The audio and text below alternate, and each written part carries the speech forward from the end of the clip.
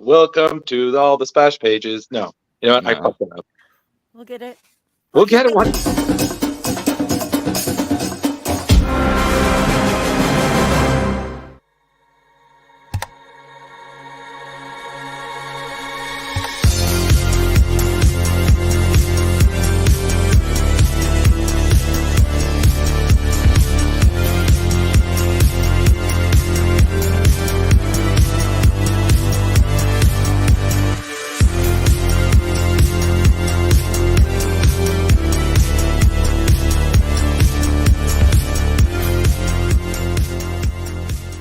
So the only thing left to say, of course, is the one obvious thing.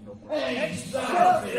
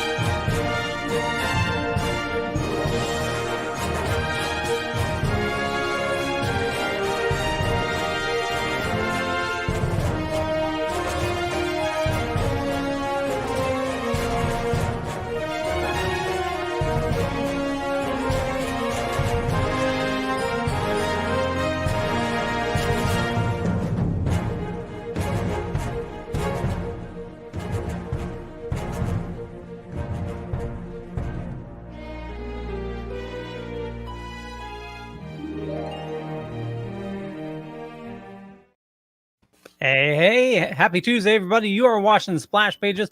My name is Leo. I'm the monkey behind the keyboard here. And before we get into our guest, I'm going to head over. Drew, I see you there. I don't know what you're talking about. Hi, everybody. I'm Drew. I'm just sipping my water, waiting for Leo to do his routine like he does every Tuesday. Because you're here, Splash Pages. Hi, I'm Drew. Next week. So what you don't see is I see all the screens on the bottom, and Drew's mocking me there. So I figured hop on over to him. Jar Jar, how's it going? It's going pretty good. Tuesday night, we got a great guest, and I'm pretty jiving about it. Yeah, he's got a button-down shirt, too. Oh, sorry. I'll take it off. Oh, no, I can't take it off. It's all I'm wearing. Nope. That's a Christmas day. Carrie, how's it going? Going pretty good. Got me, got Ratatosker, got Inata. We're just sitting around. You hear the purring. She's having a good night. She's happy. Nice. So Awesome. she's excited about our guest. Oh, very. Same here. So tonight, if you are a fan of Terrificon, you've definitely met our guest before. He is the dynamic voice behind Word Balloon, the podcast. He's interviewed groundbreaking writers, visionary artists in the comic book industry. Welcome, John Siuntres. How's it going? Hey, man. Hey, everybody. Man, great intro. Wow. Very impressed. You put me to shame. But I really appreciate you guys inviting me on. Thank you. Thank you. All that work to get your name down, and he still screwed it up. I know. Siuntres, but it's all right, man. Don't sweat it. I'm not sweated. It's all good. As I told you off the air, it took Brian Bendis more than 10 years to get my name right. So Oh, man. Stay in your lane, Leo. You work the keyboard. Leave the talking to us. Right. So everybody, if you've seen a panel the last couple of years, John is probably the guy wrangling the talent, getting the focus. Okay. He does a great job. He knows his stuff. So everybody stop challenging him. Okay. Because that's just some Thanos death. Okay. He will snap his fingers and lay you out. Okay. I'm sorry, Leo. I wanted to add on to that. I mean, you hit on something there, Drew. Yeah. You're a podcast host, but you're a huge comic book fan, and that's what I love about your panels at Terrificon is your stuff. We've seen panels where people are fumbling around and they didn't really do their research on the guest, but flashcards. You got your shit down. Like it's awesome. Thanks, man. Well, I have a Rain Man sort of memory. I'm sure I'm on the spectrum to some degree with the things that I remember. but I've been a lifelong fan of comics. I don't know about, and you'll forgive me, guys, because I know I'm a bit older, but I don't know about the generations under me. But you have that period in your 20s when you can't afford anything. So I kind of checked out for a little while then. And that was kind of the beginning of the Image years. And then actually, and well, we'll get into it when we talk about the storyline, that we'll talk about it tonight. But it was Alex Ross and his beautiful art that perked my interest. I remember walking by a comic book store and seeing these iconic images from Marvel's, and that certainly got my interest. And then Kingdom Come afterwards. And it's like, man, I miss comics. And, in the late 90s, I kind of came back and I never looked back. And thankfully, was there for the beginnings of Ed Brubaker and Greg Rucka and Brian Bendis and Matt Fraction and Kelly Sue DeConnick and Gail Simone and wonderful, wonderful creators. And it's been great. I'm so jealous of people with your kind of brain. You, Drew, you guys like take everything in and it gets trapped there. I take it in and it goes right out the door. I'm like, God, no, whoa. He, John, Jeremy is very modest. He like Leo stays in his lane with his pipe, because if we mentioned He-Man, this man is like, oh well, that I have the power, and he actually excellent. No, but he did actually buy the sword at the con. So that wow, exaggeration. He actually showed up, and the first thought I was said a is, gift. well, no, the first thing I thought was the same thing that my partner thought when I brought a sword for the rent fair. He said, "Who let you buy a sword?" And I was like, "I'm a grown ass adult. If I decide I need to fight dragons, I gotta have a weapon." Right? Right, dude. I'm telling you, I'd be dope in a zombie apocalypse. No guns necessary. Also, well, yeah. So, and I agree with Leo said, is that sometimes there's nothing more frustrating than you can see somebody who literally just came up with this plan for a panel 20 minutes before things started. Like, there's nothing more frustrating, because you literally sit there and think, I could do a better job, and that's just a lot of animosity while someone else is doing this thing. You're just like, I'm gonna sip this nerd tea and watch you fuck up, you idiot. Well, I mean, again, I get it. I mean, listen, and it's funny because I have friends that are planning a show in Orlando in January, and it's like the least you can do for the ticket is provide interesting panels. Right. And I'm not, and especially if you watch things like Saturday Night Live and stuff, and they do the opening monologue, you got the audience, and woo, and it's like, woo's not a laugh. Woo is, hey, I'm here. Look, it's me. And it's like, what use is that? And so I'm not I don't rally other than the beginning and the end for applause. I'm like, okay, let's all sit down and have a really interesting conversation. Yeah. And that's what I want from a panel. So that's what I try to do. It's funny you say that, because we recorded a lot of the very good but few panels this year, because there weren't as many as usually because of the writer's strike. And Leo had a clip. It was during the Claremont panel with Louise Simonson, and you had brought up Krakoa, and Chris's reaction is still cracking me up. You're like, yeah, whatever happened to Krakoa? It's like, don't even get me started. And I was just like, oh no. Because as you know, Chris Claremont is very wordy. You've read his work in person. He's that guy who said, all right, let me tell you a story. And it's like the SpongeBob meme, 3 hours later. And that is why Cyclops ended up where he did. And I'm just like, that was fantastic. But what? My whole day's gone. Exactly. Like, and then he's like, days being passed brings up, I'm like, oh my God, we're going to be here forever. Like, thank God I have 3 days. Like, it kind of was in search, the 3 people in search of an exit. Although 2 of us, me and Wheezy, Chris, you couldn't stop him, and it was so funny because Mitch wanted to give him the plaque too and everything. And I've had great conversations with Chris, and I've had Chris, just kind of take over and stuff. So I was prepared for either. And it's like, all right, just get out of the way, let the man speak. Because again, they come for them. I'm the train conductor. That's all. Well, speaking of great conversations, now your podcast, you're over 1,000 episodes right now. Yes, sir. Wow, that's 18 years. Wow. And really, since COVID, I've amped up the episodes because, during COVID, I mean, we all went through this. We were all stuck and it was boring and, we were all depressed. And I'm like, all right, well, and that's really when I started doing more consecutive video rather than just audio and stuff. Oh, thanks, Henry. That's very kind. So yeah, that's I like doing this. I got downsized in broadcasting during COVID and decided, all right, let me try and do Word Balloon full time. And it's going okay. I mean, you can always make more money and stuff, but from a content standpoint, I have nothing to complain about. I mean, it's been amazing. Whoa. You make money, Leo. We need to talk about budget. I don't make a lot of money. You make some money, Leo. We need to talk after the show. Okay. I got one word for you: allowance. Right now, we have more money going out than what's coming in, but we're having fun at it, Yeah. Well, that's guys, as you know, I didn't get into this to make money. Well, when I started Word Balloon in 2005, my thought was I'm in broadcasting. I wasn't hosting at the time. I would occasionally do reporting in a sports talk capacity. And I'm like, well, maybe I can generate some interview tape and maybe that will lead me to the next broadcasting job. And it was always just on the side, but it slowly grew audience wise and thankfully reputation wise. And I was able to get more guests on.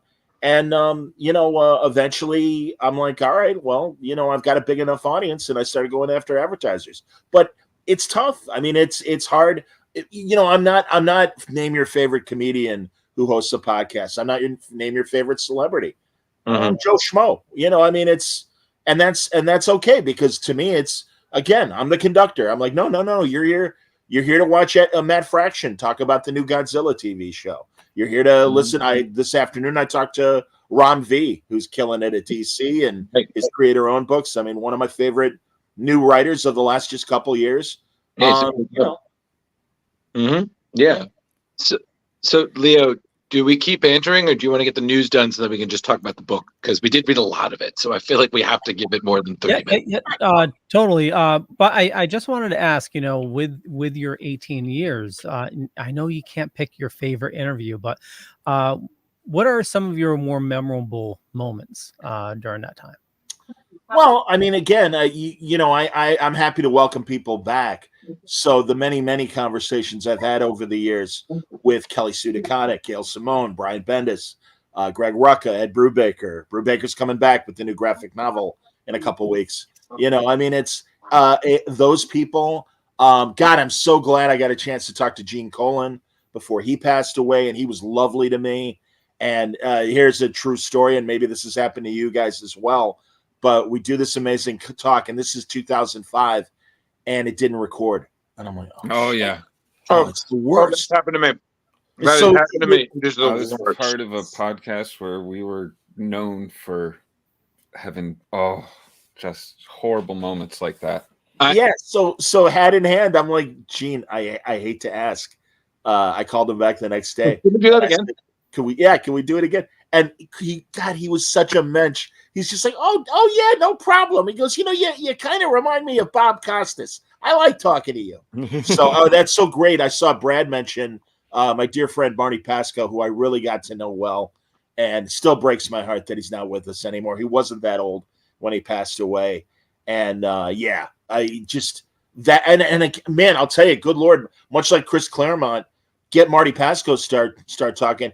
And it's like, Marty, I don't know how to break it to you, but we've been talking for 3 hours. Oh my God, are you serious? And it's like, yeah. And he's like, I'm so sorry. I'm like, no, Marty, it was all gold. Because Marty referred to himself as the Boswell of DC Comics, the historian. And he really was. I mean, he was paying attention. And I know Paul Levitz would lean on Marty how did it go? What happened that time? And Marty was the keeper of the info. Right. Now it's Kupperberg. I saw in your montage of guests, Paul Kupperberg is that guy. And thank God. And I've been leaning on Paul to tell, great stories and stuff. So, yeah, I mean, definitely Pasco's a highlight. I'm glad at Terrificon I finally got, after many years of teasing, an hour with Steranko. That meant a lot. That was a big relief. He was one of my white whales. So, yeah, those are good examples. And like I said, I mean, good Lord, Fraction and Kelly Sudaconic are like my little brother and sister, and I got to meet them really, really early in the Word Balloon world, like 2006.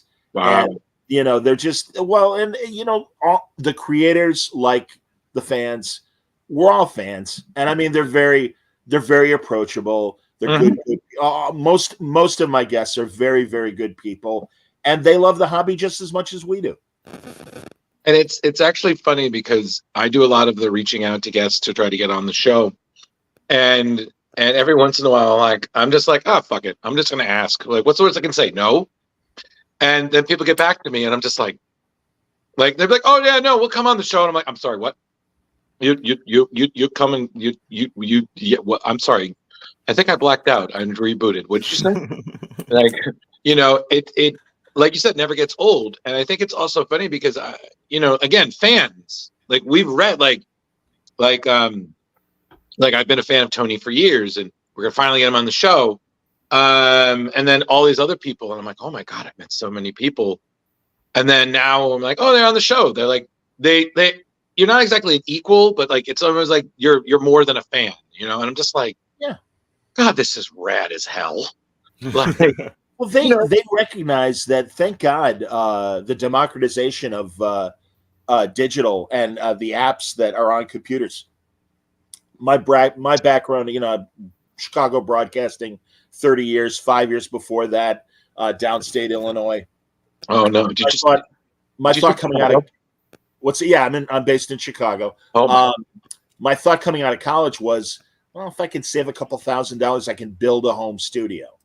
And thank God, with the way apps on computers have evolved, you don't need that much money. And I had my broadcast background and stuff, but the creators really appreciate the blogosphere, all the news websites and podcasting. And it wasn't a hard sell in 2005 to say, hey, I have this radio background. Please, let's do this interview. And it was a novelty back in 2005. Now I know there's hundreds of thousands of podcasts and everything, but if you do your homework and you show that you can handle a decent conversation, they appreciate it because it gives them more than that little blurb in, if anyone reads previews anymore. I mean, it's an opportunity to really sit down with somebody and tell them about their book and their influences as well, and what makes those ideas percolate. And everyone, you're watching splash pages where things like that actually happen. If you have Jar Jar with you, you get to learn about really odd occurrences that happened at some point in their life when they were out shopping on Craigslist and ran into celebrities and things like this. He is like a bloodhound with the weird stories. Like, he's good, and they're like, "Oh my God, you know this? That's so cool!" And we're just like, smile and wave, boys. Smile and wave. I was going to ask you, like, what do you for interviewing? I watch tons of other interviews before I will sit down with a person, and that's where mainly I find this stuff out. Like, and then I'll be like, hey, blah blah blah. I learned about your fetish with number 2 pencils. I forget who had that, but there was somebody that had some crazy thing going on with number 2 pencils, and his wife came on. They seemed so shocked by it. And I'm like, no, really, you said it. Right. But what do you use? Is it just like, these people? So like, bam, all that you've read about them? You get to know them after a while. And I'm cool with reading interviews. I don't know why. I guess it's a broadcast tick where I do try to avoid other podcasts and vidcasts that do interviews, because I think I would subconsciously be like, oh, I saw you on splash pages and you said XYZ. Not that I wouldn't want to promote what you guys do, right? But I just feel like it's in my case, sometimes it's the way that I speak. It becomes it's the Chris Farley show. Remember, you did that thing and that was really cool. And I just have less security in myself to frame it in, I heard, or Johnny Carson, somebody backstage told me, you do whatever. And it's just, I don't know. So I guess and also I let the conversation happen. I give you guys credit because I really worry about a multi-host setting where Leo's going to ask and go, well, how'd you start writing comics? And the guest says, well, I was in jail for 10 years because of manslaughter. And while I was there, I decided to start a writing class, and I did. Whatever. And then, no disrespect when I say this, but then you go to Jar Jar and it's like, so what's your favorite color? And it's like, no. Wait a minute. We got to talk about the manslaughter thing. Hold on. I don't want to drop that. So I would worry being in a group situation. And it's something that I've noticed on some of my friends who started podcasting when I did and when they would do interviews. And it's like, all right, note to self, always be listening. Always be listening. Do not let an errant thing go by. So, but that's great, man, that you do that, Jar Jar. I think that's great. Oh, he writes his stuff down, John. He has a notepad. Yeah, I have a little notepad that I ask questions off of. Yeah, I'm old school. I write everything down. No, that's smart. And I did it when I was in sports. I guess because I read this stuff, and again, the weird memory that I have, I'm like, all right, I like winging it.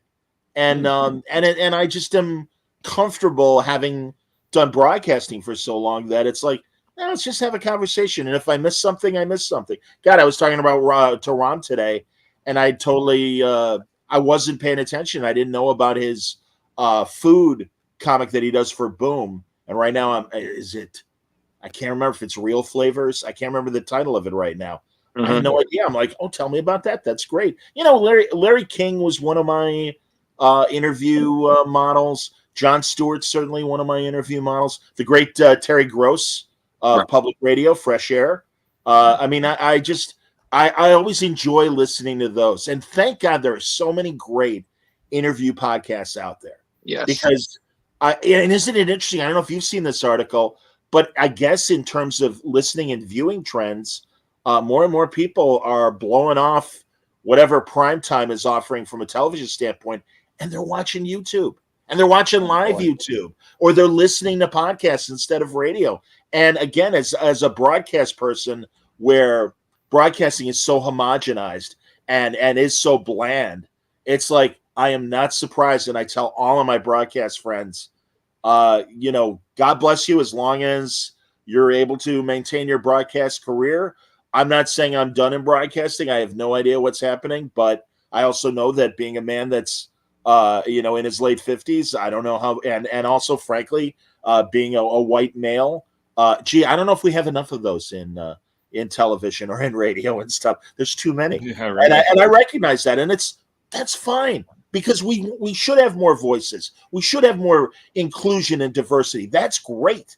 But by the same token, I'm not going to head out to pasture, and that's why I'm glad I've got Word Balloon. Yeah, no. But before we do the news, I have one question.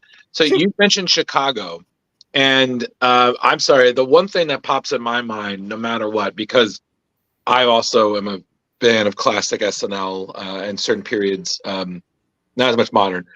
You said Chicago, and my first brain was like, does he have a Harry Carey impression? Because, not gonna lie, when I went to C2E2, it was in 2020 before the plague. As I was leaving the first day of con, and you brought up not pressing record, I did that accidentally, not pressing record, when I was doing an interview with Joe Hill, and I'm still I'm still upset at myself. I mean, we still had the audio, so we were able to salvage it. Oh, good. But it wasn't the same, and I'm still kicking myself because it was an amazing interview. But we were leaving the con, and somebody was dressed as Harry Carey, and I had to take a photo of it, and I was like, you got, what was it? It was that line. If the moon was made of spare ribs, would you eat it? It was like, Will Ferrell. Yeah. Well, it's a simple question. If the moon were made of ribs, would you eat it? Just say yes and move on. And it was so good. It was just so good. And the guy who did it was fantastic, because I think he was also a little drunk. And I just said, I was like, God, I love this town. Well, I can attest. I knew Harry because I worked for 30 years in sports radio. Oh my God. And my favorite because listen, Will Ferrell's bit is great, but it really is an extreme caricature. However, Right. There was a time they were doing a Cub game. It was the 100th anniversary of Cracker Jack. Okay. And Harry's partner was Steve Stone, the Hall of Fame pitcher, and he's kind of setting up, and he's like, Harry, I don't know if you realize, but it's Cracker Jack Day here at Wrigley Field, and the Cracker Jack people, they spent over $1 million today to make sure every attendee at Wrigley Field is going to get a box of Cracker Jack. And Harry went, well, I certainly hope there's going to be a prize at the bottom of the box. And Stone starts laughing, and he goes, oh, apparently when Harry was a little kid, he must have gotten gypped out of a prize. And he goes, hey, I'm not kidding. That's, when it's the Depression, and you're saving all your pennies for a box of Cracker Jack, and you shove your fist at the bottom of the box, and boom, no prize. You get gypped. And the Cracker Jack people are tearing their hair out. Like, what is this man saying? And I swear to God, it happened. And I mean, that is one of like dozens of other fantastic Harry Carey moments. And the guy was one of a kind, brilliant broadcaster. But by the time in his last 10 years, especially with the Cubs, he was, I don't care anymore. I'm going to speak my mind. I don't care the damn. So there are other inappropriate stories that I will not share. Maybe afterwards, I'll tell you guys off the air. But don't worry. We're like all comics. We're working on a spinoff. It's called Splash Pages After Dark. So we'll book you for that when we're up and running. I refer to Brubaker and Fraction and I. We always used to do Word Balloon After Dark because after a while they would, and they are much. As we all are. It's a shame. And forgive me, everybody, but people have a better sense of humor just about life in general. And I do worry that society has, in a lot of ways, become Victorian again. And you got to watch every word you say. And, God forbid, hey, it was a joke. Well, we didn't take it as a joke. And it's like, all right. And I get that. And I respect that. It's a shame. Yes. Agreed. So now, and on that note, news. Is it news or is it?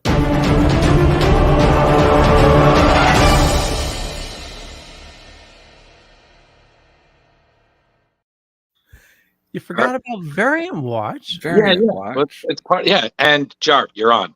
I'm on. You can do this, but if I want to see what picture's up first. There's only 2. So, all right, we're going with the first one. All right, so Marvel Comics just showed off a cool new cover that you're looking at right here, done by artist John Tyler Christopher. Mm-hmm. You may know some of his work as he does a lot of these negative covers, but he also did like all the action figure Star Wars covers. That were really cool. But this is coming out. It's coming in January. So it's from Resurrection of Magneto #1. So check that out. That's all I got for that one. Yeah. And then we're on to...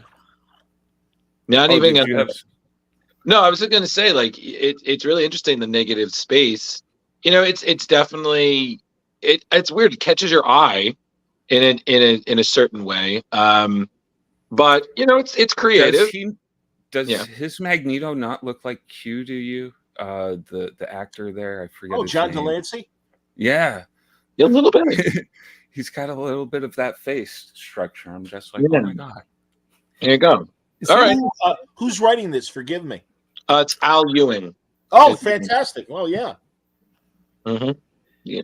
Don't worry, Jar. I have the notes up, so I got you, buddy. You're fantastic, Drew. I thought we were supposed to keep Variant Watch tight and quick. Oh, I'm sorry, I'm messing it up. No. It's my first time doing Variant Watch, and I'm like, I'm going to screw even it the all up. lifeguards have lifeguards, man. I got you.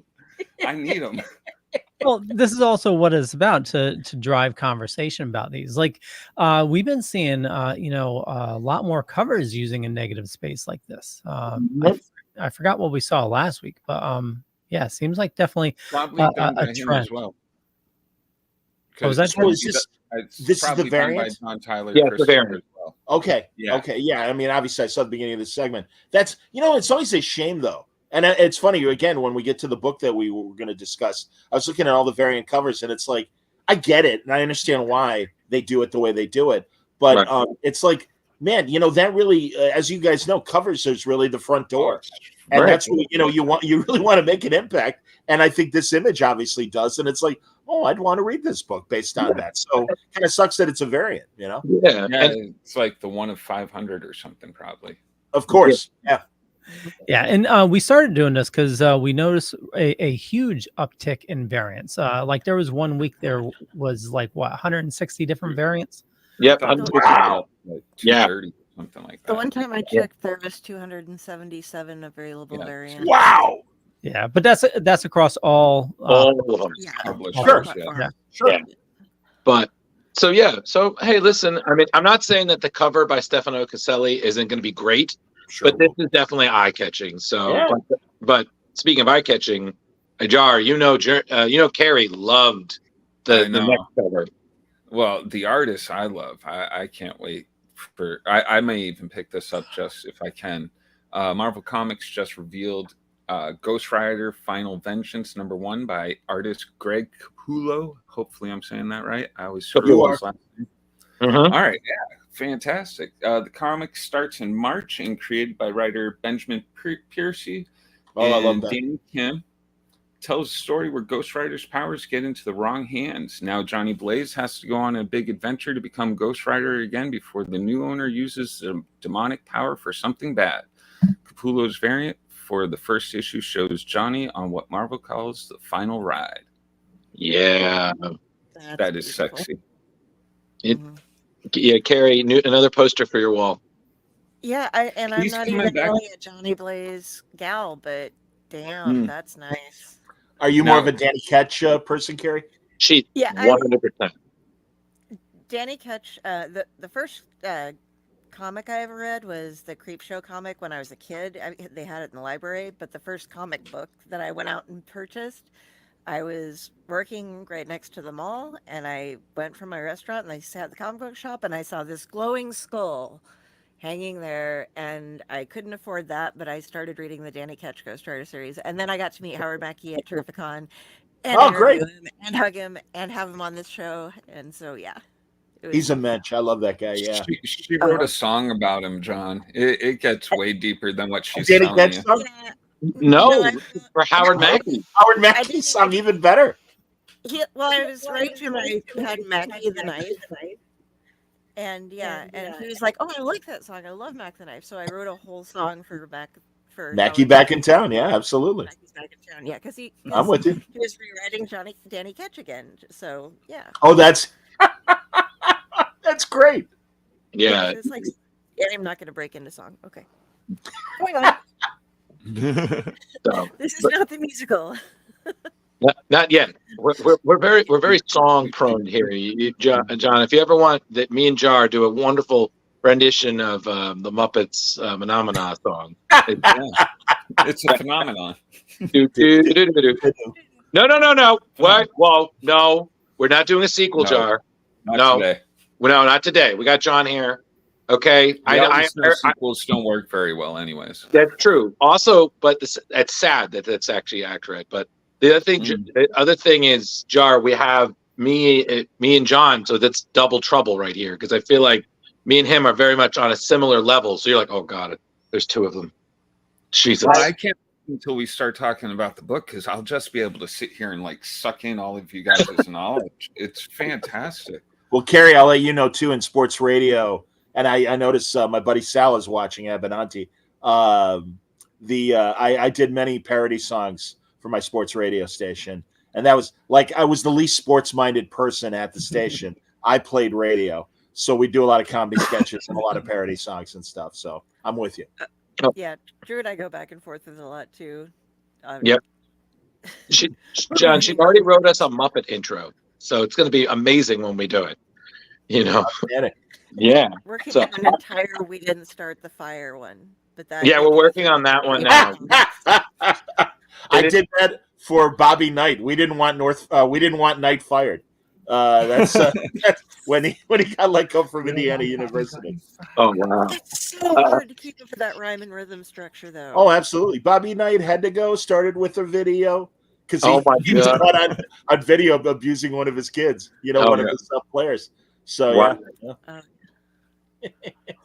All right. So we did variant watch. Jar, you did great. You only had 2.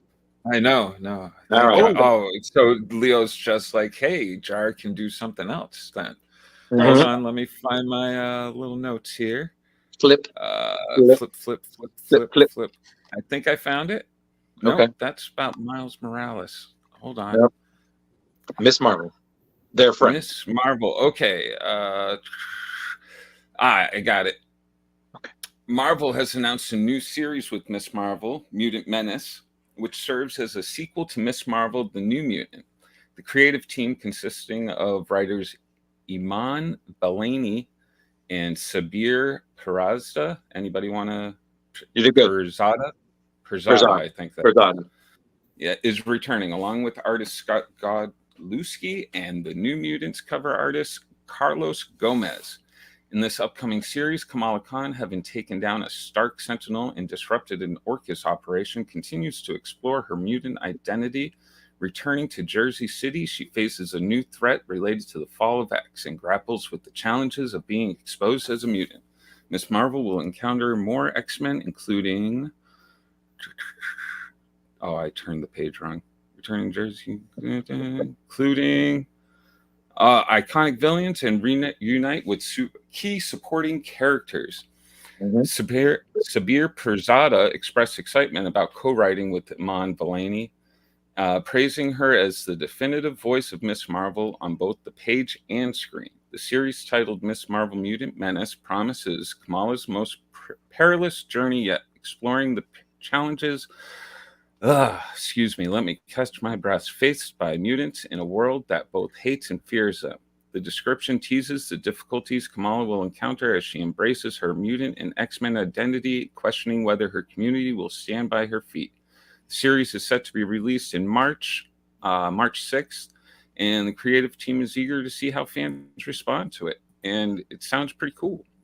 I'm not a huge Kamala Khan fan. It's been a weird few months with not few months, but like she died, came back, and all that. Well, not died, but now has new powers. Right. I think it's kind of smart what they're doing to match it up with the series, but I don't know. Well, also to bring her in, because she is such a comic geek as well, like, Right. it's hilarious hearing her banter with Kevin Feige. She said something like, she'll let him believe that it's the 616, but it's not really not, or something like that. Yeah, Well, it's awesome. Well, the thing that I always respect, like, again, I have my mixed feelings about Kamala, how she's portrayed in the comics, because sometimes the fangirlness is a little much, and then sometimes she gets a little too dark. So it's about finding that balance, which is true of every character. But again, no matter how I feel about certain direction of the MCU and such, I really do respect Iman, because I remember seeing that photo that she had dressed like the character for Halloween, like in 2012, and now not only is she the character, and she's also writing it. I mean, I was like, what fan goals, man? Like, go, girl. Like, that is just amazing to be, you're admiring the character, and suddenly you're her voice and you're her portrayal. And I'm just like, that is just so goddamn inspiring, Just 100%. go, girl. Yeah. That's all I can say. Like, keep it up. We at Splash Pages support your dreams. As does Word Balloon, indeed. Yes, indeed. So keep it up. And yeah, come on. No, when you find out a celebrity is a massive comic book fan, and Kevin Smith obviously had his run. Seth Meyers, massive comic book fan. It's great. And again, they get it. I mean, comics aren't for everybody. We all understand that. But thank God, the current generation grew up on this stuff, and they do justice to the material. So that's great. Yes, totally. One of the people I want to interview sometime, Method Man, huge comic book fan. I'm just which shocks me. I'm like, oh wow, you collected comics? Yeah, man. You weren't bullied for that? Yeah, man. Bastard. Yeah, listen, Wu-Tang Clan ain't nothing to fuck with, my man. Like, even that RZA's huge comic book. Oh yeah. DMC, is also a big comic fan. Yeah. 100%. So, all right. So, Miss Marvel coming back at you. March 5th. Yeah. So next item we have, Image Comics has an exciting announcement. Yeah. New comic series called The Cabinet. It's coming in February. The series crafted by the creative team Jordan Hart, David Ebeltoff, and Cheria Raimondi, which I got that wrong. Chiara. Okay. It's a supernatural adventure set in the 90s, way back last century. That's last week, you mean? The Cabinet revolves around two main characters, Avani, an Indian American teen, and Trent, a Midwestern jock. They embark on a thrilling mission to gather mysterious relics by teleporting across the post-Cold War landscape. Their goal is to undo a previous mistake made by Avani, which led to unleashing an ancient evil. The series is a limited run to 5 issues. It's set to blend elements of history, supernatural elements, and 90s nostalgia. We need more of that. It promises to be both fun and engaging with visually striking artwork. And the twist should definitely watch out for The Cabinet coming in February of 2024. Cool. And I have to say, because I read the descriptions and I loved their comparisons. I believe they said there are 2. Constantine with Cholera explains it all through a Lisa Frank-esque lens, or Lumberjanes meets Buffy the Vampire Slayer. And I was like, wow. That's high praise. That's high praise, man. So, I'm going through a 90s nostalgia right now. Me and the woman are rewatching Friends. Talk about No. You haven't hit it. Talk to me when you're doing Blossom, my man. Blossom. I think I could redo that one. Yeah. But listen, I honestly, this sounds super cool. 5 issues. Like, why not? I mean, honestly, Image is just killing it with these great, fresh new stories. I mean, honestly, it's so cool. And honestly, why not? This sounds fucking cool, man. So, more power to you. That's all I have to say about that. What about you, Carrie? Do you have anything? I kind of figured this might be something you'd read. Oh, yeah, definitely. This is going to be on my reading list. And those outfits, like, if you had a lot more black to them, that's kind of what I dressed like. Like, I had the ripped jeans with the shorts with the long leggings and tights and everything going on in different layers. But she's a little bit more preppy than I was, I think. But, yeah, I had all the torn stuff going on and the... Yeah. Good. So February 14th. So February 14th next year, The Cabinet. Okay. I was gonna say, well, you know me, I dressed like a Highlander in the 90s, so we won't go there. Oh, the mullet. Highlander with a ponytail. We're so proud of him. Yeah. Yes, that's true about Bill Bixby. The Incredible Hulk used to direct Blossom, the great Bill Bixby. You're right, Ken. God, I didn't know that. That's awesome. Oh, he was great. It was so tragic. I want to say he had some sort of bone disease that unfortunately cost him his life. But I mean, I'm a Bill Bixby purist. Not only the Hulk, but hell, my favorite Martian, for God's sake. There you go. Sorry. Go ahead, Drew. Oh, go for it, Carrie. No, go, Carrie. My comment is whenever I hear his name, I remember this game we used to play called Botticelli I remember this game we used to play, and I can't remember the name of it, but you'd say names and you had to go around and like say the letter of the whatever their last name, and if you got a double letter, you could do it, and so you reversed it, and so it'd be fun because it'd be like Bill Bixby. Oh yeah, Bruce Banner. Right. So you'd like always throw that one. Matt Murdock. Yeah. Thank you, Stan, for all the alliterative identities. Really? 30 years? Yeah. Gary, I'll beat you there. Fing, fang, boom, boom, bam. Ooh. Next. Fearless Fosdick from Little Lab. There's a double. Right, hey, sex criminals. Yay. John. Yeah, I get to have you just had Fraction on again. So we're going to start talking a little bit about Chip here. Mr. Zdarsky has been teasing us for quite a while now this year. in his September 27th Substack newsletter, he wrote this huge exposition about the creation behind Sex Criminals and how he was like, Matt was just getting done kind of writing at Marvel and Chip was tired of working in the newspaper, and a random email got them together and they made this, what was supposed to be an absolute dick joke of a comic that turned into a really actually deep and very cool comic involving relationships growing up.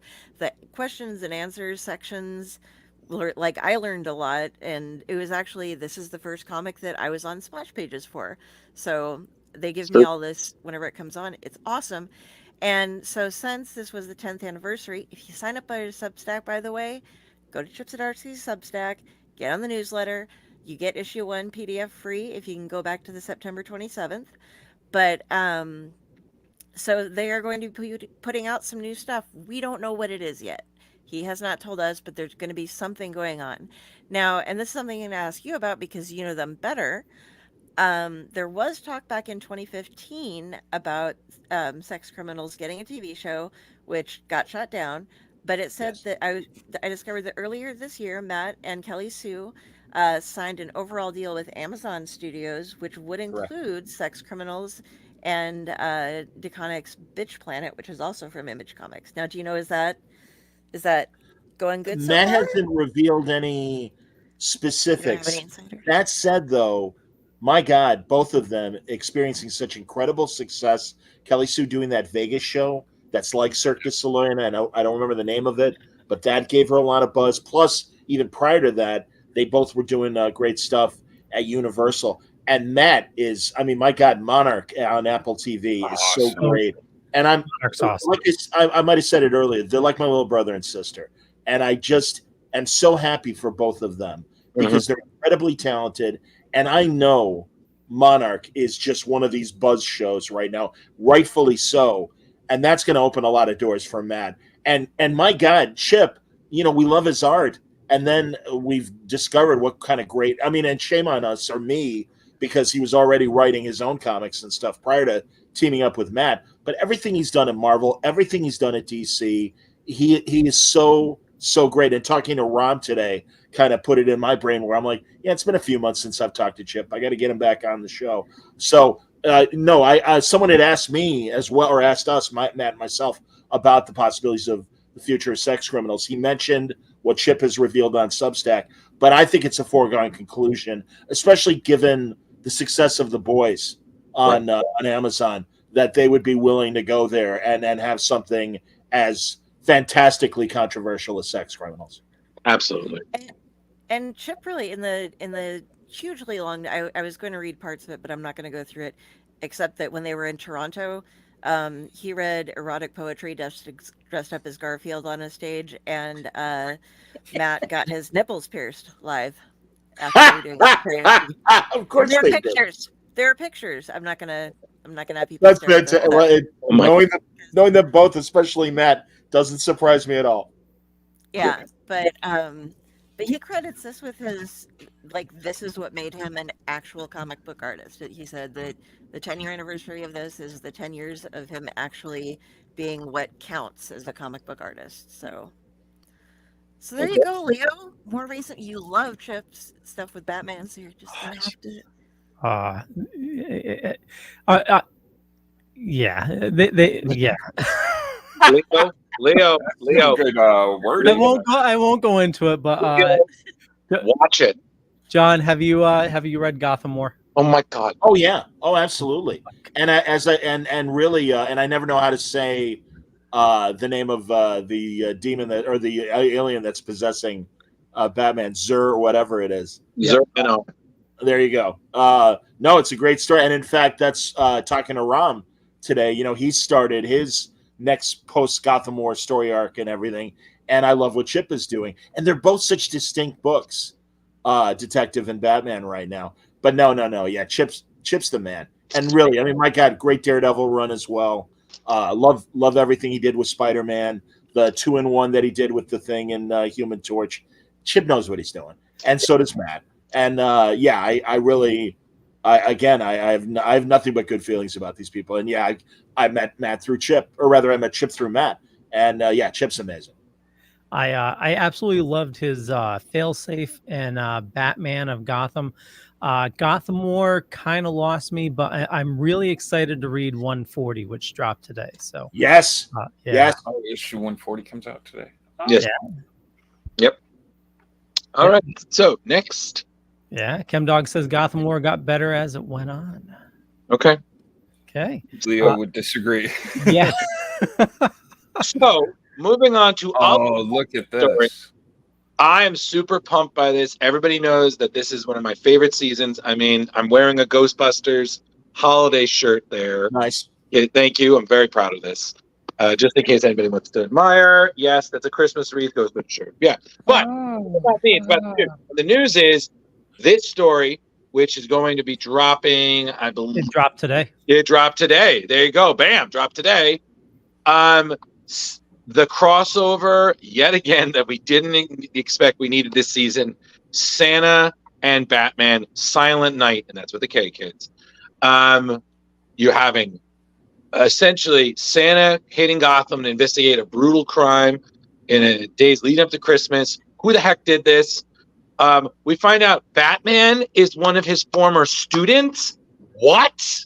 That makes so much sense. I know, right? So Santa is going to be teaming up with heroes of the DC universe.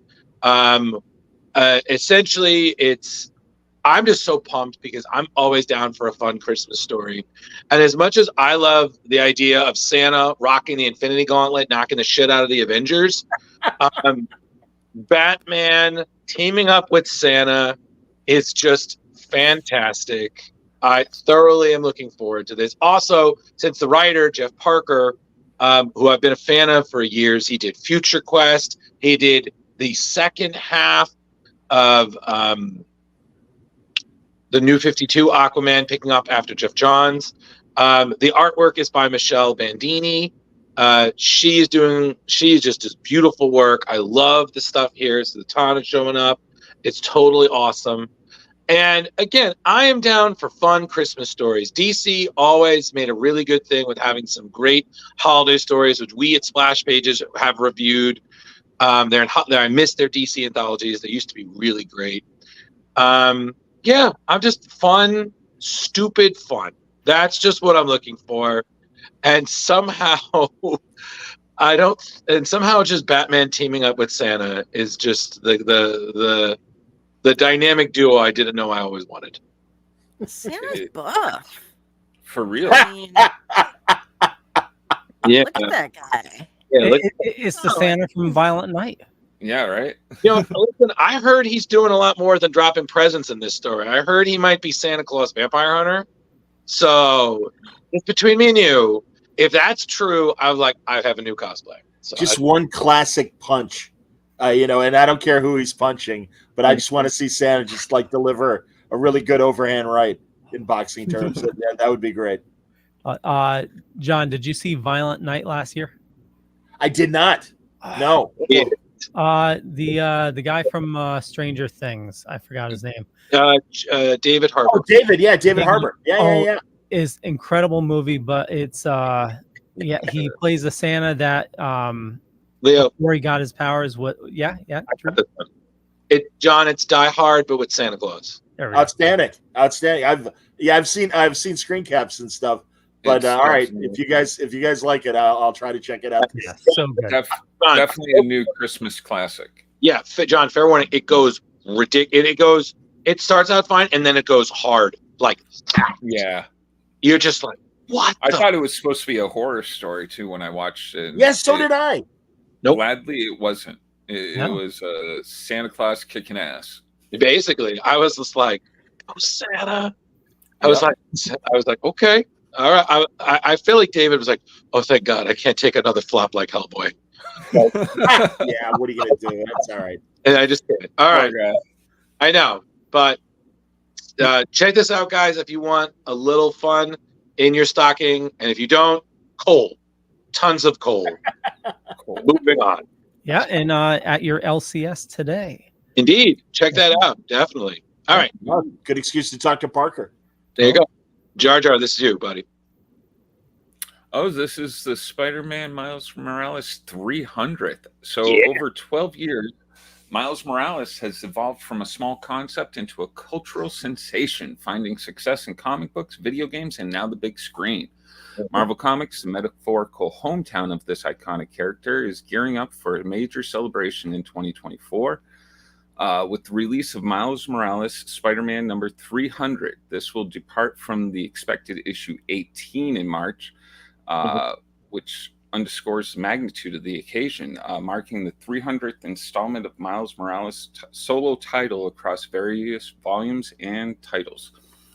Announced during LA's Comic-Con Spider-Man Gang War, Miles Morales Spider-Man 300 promises to be an expansive anthology featuring contributions from current series creators Cody Ziegler, Federico Vicentini, and as well as the return of co-creator Sarah Pichelli. The anthology will also showcase the artistic talents of significant figures from Miles' history, including David Marquez and Juan Cabal, with more artists to be unveiled. This special issue is poised to be a must-read for fans, encapsulating the essence of Miles Morales, and it is set to release in March of 2024. And Jar, just to piggyback off of that, this is also a big story because it's actually featuring Miles's new arch enemy. A character's name is Rabble, which we saw in another series. Essentially, Rabble has a real chip on her shoulder against Miles ever since she learned his secret identity. So you've got that, plus you got Cape Killers, which, as we know, are specifically armored. This was the concept that was brought in, I believe, in Civil War. They're high-tech goons that are essentially equipped to take down superheroes. So you have Agent Gao, Scorpion, Hightail. They're also gunning for Spidey. But Miles will have a backup of his own. He's going to have Aaron Davis, a.k.a. the Prowler, as we know, his Uncle Aaron, and his best friend, Kamala Khan. So, hey, it's going to be a pretty good issue, not going to lie. Awesome. Yeah, wonder if they're looking to have lightning strike twice. Like Amazing Spider-Man 300 with the with Venom. Maybe this is another. They'll definitely have that variant cover, but I'm hoping. Well, it'd be nice if they dropped a Venom or something new. Well, I mean the introduction of a new character that goes far. Yeah. Well, we never know, but. I just, again, we've talked about this. I still find it really amusing that they'll do this. They'll always start, new series, number one, and then we're going back to the regular legacy. Legacy numbering. Yeah. I agree. That was what my mind went to when I was reading this. I was just like, hold on, for us collectors, does that mean I have to start? Are we going to go 300, 301, or are they going to go 300 to issue 19? Like, are you going to really confuse people? I don't know. Well, why don't they do both? I truly, legacy numbering I respect. I mean, it is amazing when you think of, oh my God, that many issues. Oh yeah. Certainly Detective and Action when they reached 1,000 was just incredible. But yeah, I agree with you. It's annoying. I remember Squirrel Girl had 3 different volume 1s around like the same 18-month period. And it just makes it that much harder for the people to start. And where do I start? Where which is the right place to start and everything. So sorry, David Gabriel at Marvel, but that's my one little complaint. And also, and Jeremy, we've talked about this. It's also the death of the significance of number one. Like they've pumped out so many number ones. Who cares? It really is. It's like it's basically like back in the 90s when people would buy tons of these commemorative issues and they try to sell them back, and they were like, yeah, you know what you paid for it? That's what you get back for it. Like, not even that. Yeah. Yeah. You're lucky if your $5 comic's worth $1 once you leave the store. Absolutely. So that's why you got to have those metaphorical nest eggs tucked in, kiddies. You know the comics. Or buy the variant covers. All of them. I was dreaming about having to go out and get first appearances that all had variant covers and trying to organize them. And then there was a crossover event, and I just had all the comics surrounding me. I didn't know what to open because what was I going to ruin? And I get horribly depressing dreams sometimes when I get my mouth screwed up. I had the great idea to take my Batman collection and take even the crossovers and try to put them all together into one, and it was a nightmare. I was just like, what did I do to myself? I'm still trying to figure out night terrors. I don't even know Okay. Carrie, you need to let it go. Okay. All right. So next, we have also announced at the Gang War panel at LA Comic Con. This is going to be a new giant size special issue as part of the 50th anniversary celebration. So this is giant size Spider-Gwen #1. And this time is spotlight on Spider-Gwen, the story crafted by writer Melissa Flores and artist Alba Glez, unfolds in Spider-Gwen's native dimension, Earth 65, where she confronts new threats, including a reimagined Doc Ock. The issue features cover art by Brian Hitch, which is shown. Melissa Flores says working on Spider-Gwen Smash and helping Gwen Stacy find her footing in her home dimension was a fantastic experience. The chance for future explore those dynamics in a one-shot was exhilarating surprise, and which she didn't anticipate. She wasn't ready to say goodbye to Gwen or Earth 65 just yet, and she's incredibly grateful that now she doesn't have to. So in Spider-Gwen Smash, we're helping Gwen Stacy settle into her home dimension in Spider-Gwen Smash. It was, let's see. Oh, I missed myself. Ah, crap. Wrong notes. Okay, forget me. Comes out March 6th. Okay. I'll always kick myself because when Spider-Gwen first came around, I was just like, this will never catch on. Gwen should be dead. It was a death that mattered. Blah, blah, blah. God, I was so wrong. You were so wrong. Idiot. I mean, I love you, but still, idiot. All right. Moving on. Yeah. Next. Gary. This is always Gary. Oh, wow. Studios. Boom Studios is releasing a holiday horror comic. As you see here, Stuff of Nightmares, Sleigh Ride #1. And it is written by the young adult author R.L. Stine of Goosebumps fame. Which, by the way, if you would like to feel old, Goosebumps is now celebrating its 30th anniversary this year. Oh, I feel like everything's celebrating 30. Yeah, it is, because we're all kind of in that age group. Oh. Except for Drew. But, God damn it. My hairline receded a little bit more hearing that. God damn it, woman. I feel your pain. Keep going, Gary. All right.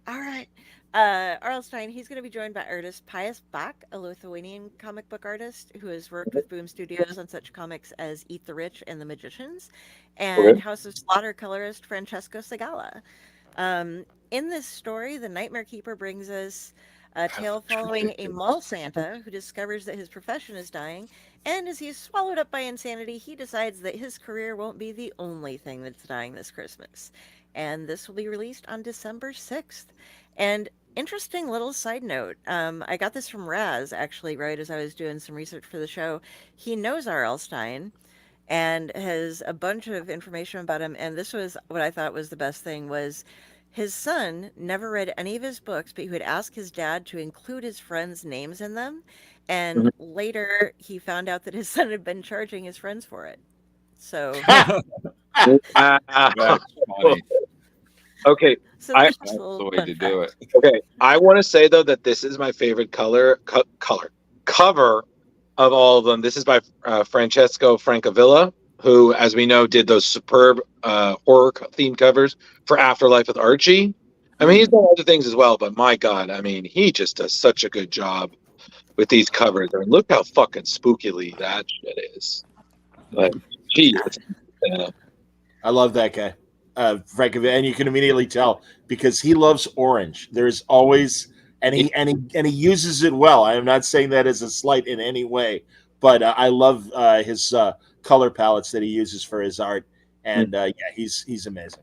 Absolutely, but yeah. So Carrie, we just I think we just assume anytime it's a horror story, we're like, well, that's gonna be Carrie's. Yeah, pretty much at this point. What is he riding? Rudolph the Red-Nosed Zombie reindeer. Yeah, it's a Zombie reindeer. Yeah. Oh boy. Zombie Or it's a reindeer. person just with reindeer The antlers. antlers Zombie with sitting reindeer on, antlers. Yeah. Oh Yeah, god. they're tied on his head. Oh my god. They made Rudolph into a gimp. Oh god. Back in your box. And I believe this is our last news item. Up is Drew with Ghost. Yes. Yes. Super pumped to go over this. Ghost Machine, everybody, has added a new creator, and it's a big one. Ivan Reyes, who, as we know from his work on DC, Blackest Night, Aquaman, to name a few, has officially become the 10th creator to join Image Comics' Ghost Machine. The San Paulo native took to the stage at the CCXP alongside his frequent collaborator and the other Ghost Machine co-founder, Jeff Johns, who our guest knows very well.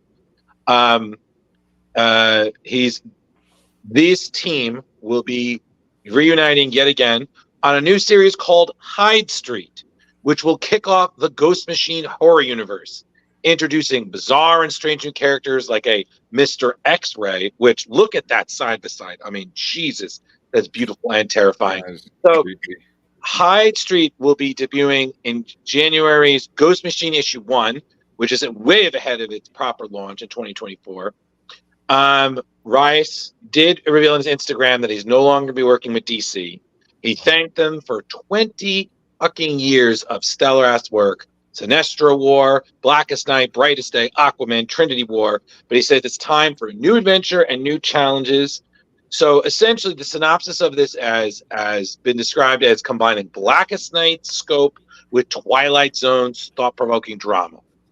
So, as we already seen with the covers, I'm super pumped, and it's also funny because this was when we first covered Ghost Machine, when they first announced their creation and whatnot. We had mentioned the unnamed Rook Exodus, a story about the time displaced family called the Rockefellers, but there was an unnamed series. This is the unnamed series, Hyde Street. So That second cover, the connecting cover, looks sick. It's so great. Yeah, absolutely. I just had to side by side them on the thing because they just look so cool. I wanted you guys to be able to. So we look at basically the preview, or at least the nice little intro to Hyde Street in the 64-page Ghost Machine issue 1 that goes sale January 24th next year.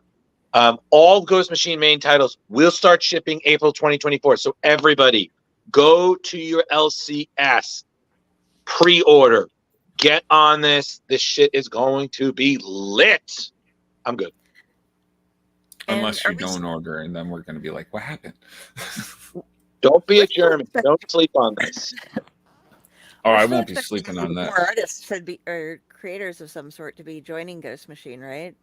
I think we're. Oh, I'm sure. Oh yeah, no, they said more. There's definitely more that are coming on. They're just waiting. They're just working on finishing. You know, they're obligated to finish projects. Yeah. But yeah, you know, but what a time, man. You know. I'll be talking to Jeff and Jay Fabic on Word Balloon. We're recording something tomorrow, and I'll be putting it out probably Thursday.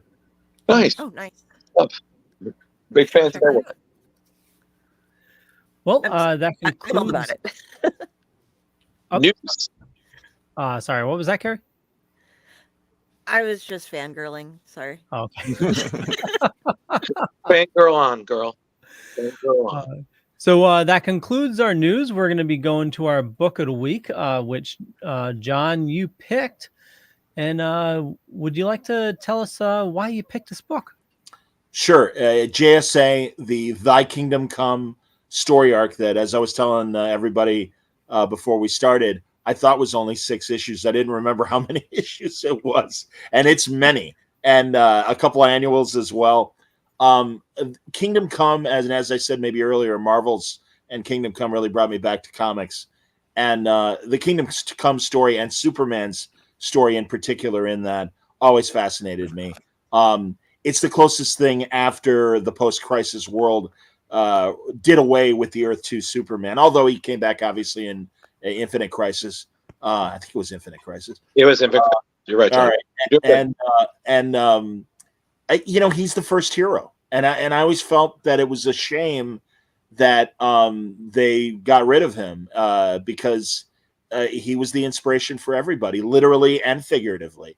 So the closest thing we got to that was this unfortunate Kingdom Come Superman, who the world passed him by. His type of moral codes have passed him by. If people remember the Kingdom Come story, the Joker goes to the Daily Planet, kills everybody, including Lois. Yeah. Superman adheres to his code, brings him to justice, but it is Magog who, it's kind of in that Lee Harvey Oswald sort of way, on the steps of the courthouse, kills the Joker and is acquitted, and because the public approves. And it's like, yeah, it's about time. And Superman is kind of so shocked and disgusted, he walks away from being a hero. Right. And then, of course, the events of Kingdom Come.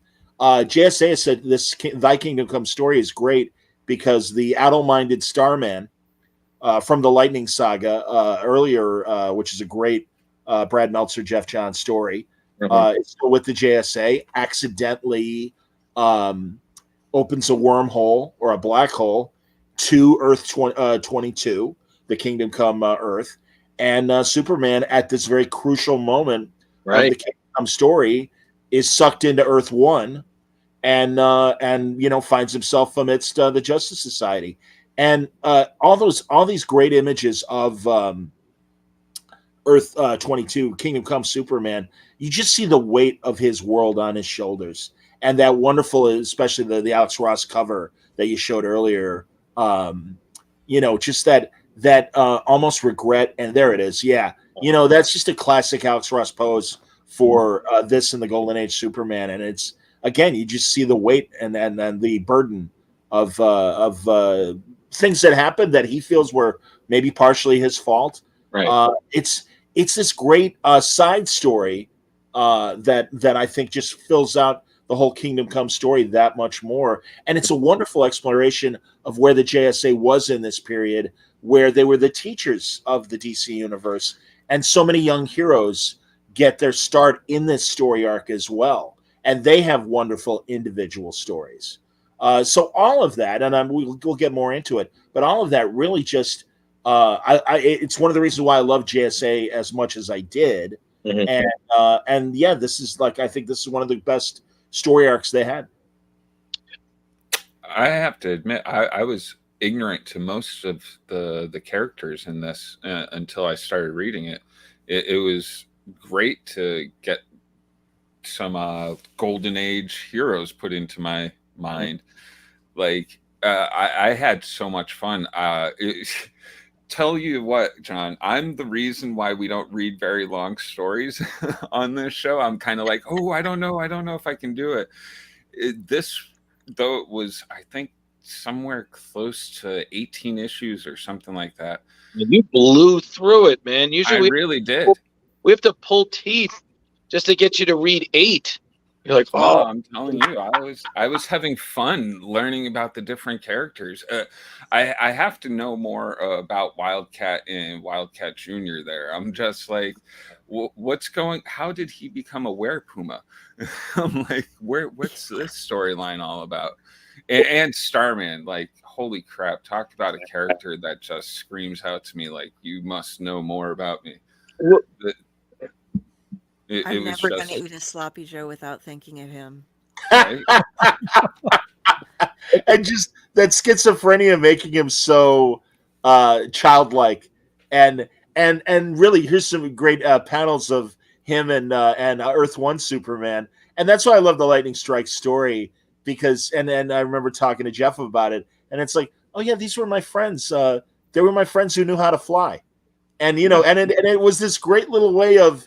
This is pre them, they got rid of the Superboy idea, but he was still young enough that he's hanging with the Legion and stuff. And that's the thing, Starman is one of his friends. And Starman is just like, hey, Clark, how you doing? And just really very matter of fact talking to him and stuff. And the patience and also wanting to understand why Starman has this terrible schizophrenia and just trying to break through and figure out, because Starman is on a mission, as you guys know, to come back to modern day, and there's a purpose.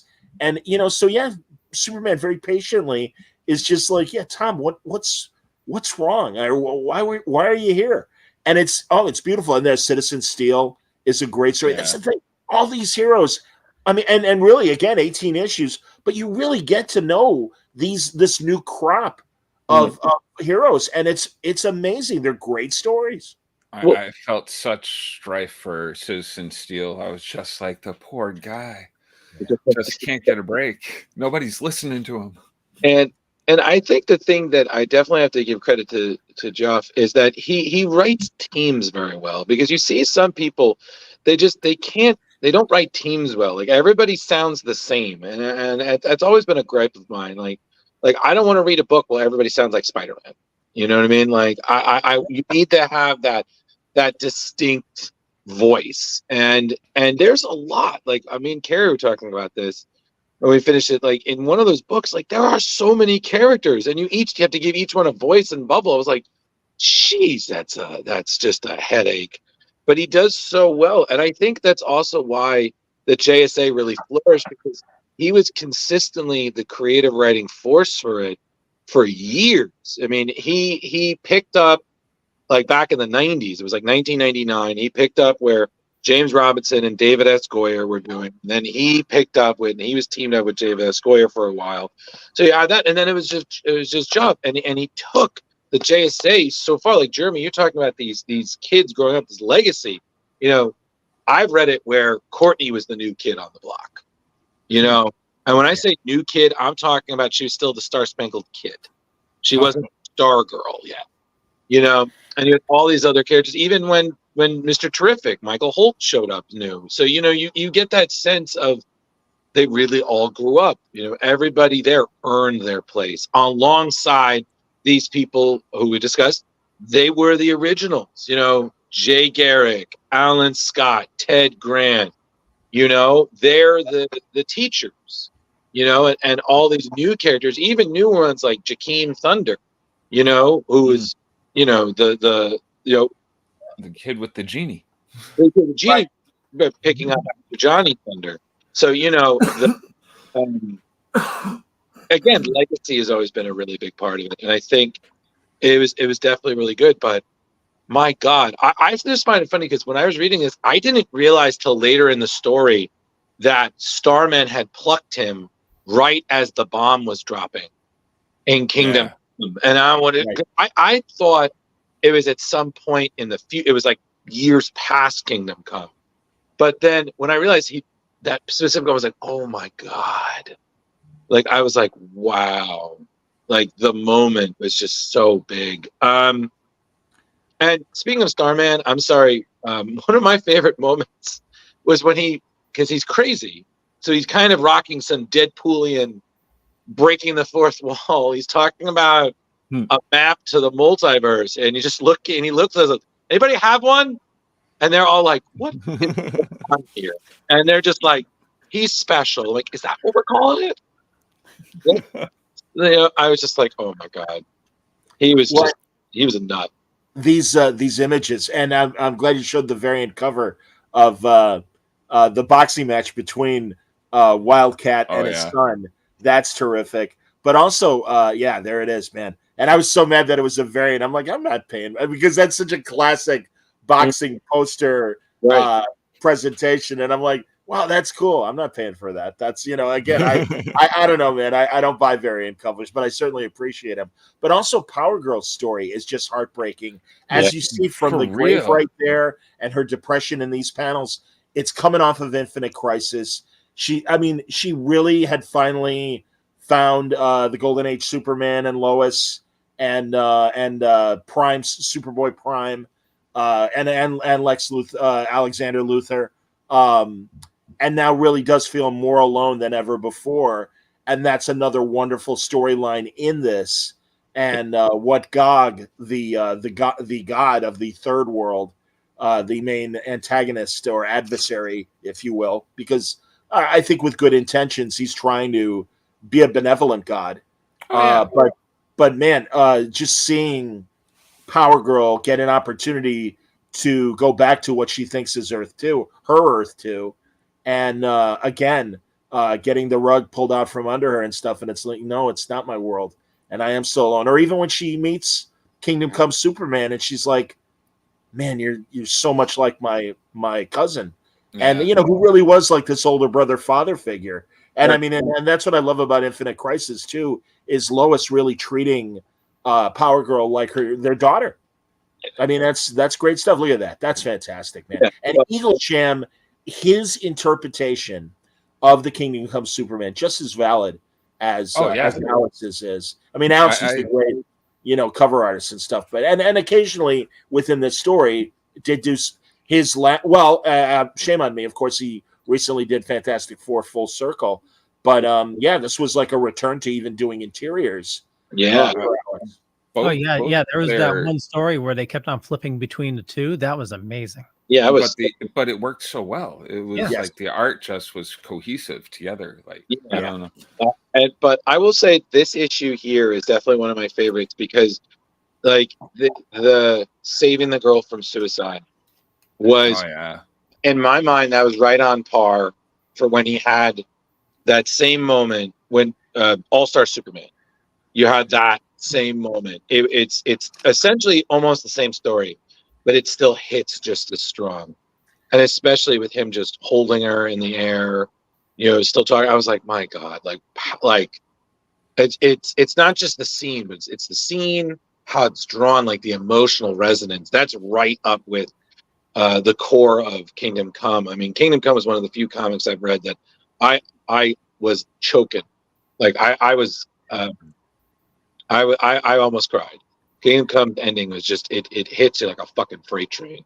It's so powerful. And the best interpretations of Superman are these one-on-one moments where, he's all powerful, but he understands the human condition.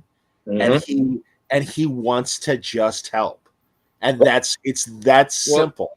That's what the one of the main things in this book that really was evident, like the need to get the civilians to safety first. Make sure whatever's going on, no matter what, the civilians were safe. And I really appreciated that. I was like, this is real superheroing. Right. But I will say this, and then I want someone else to talk because I feel like I'm doing too much again. You're doing great, Drew. You're doing great. Thank you, Jeremy. You're doing fantastic, well, bud. And Carrie, I'm glad you're paying attention. I have things to say. I'm just waiting. Oh, I know.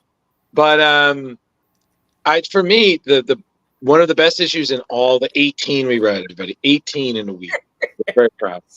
The one Alex both wrote and illustrated was the one shot. It was so powerful. Just like reading it, especially because of what it fleshed out, like kind of like lost scenes of Kingdom Come.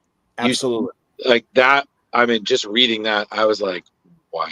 Like it's just it's kind of the way I felt about it was kind of like how I felt about Rogue One by Star Wars. It told a story I didn't need, but the way it was told, it became crucial. And I really learned to care. Agree. So you appreciate that loss, even because it was one thing for us to hear about the loss, because they talked about it a lot in Kingdom Come, but to actually see it, see Lois Lane pass in his arms, and how much that not only did Lois die that day, but Clark Kent died with her. Yep.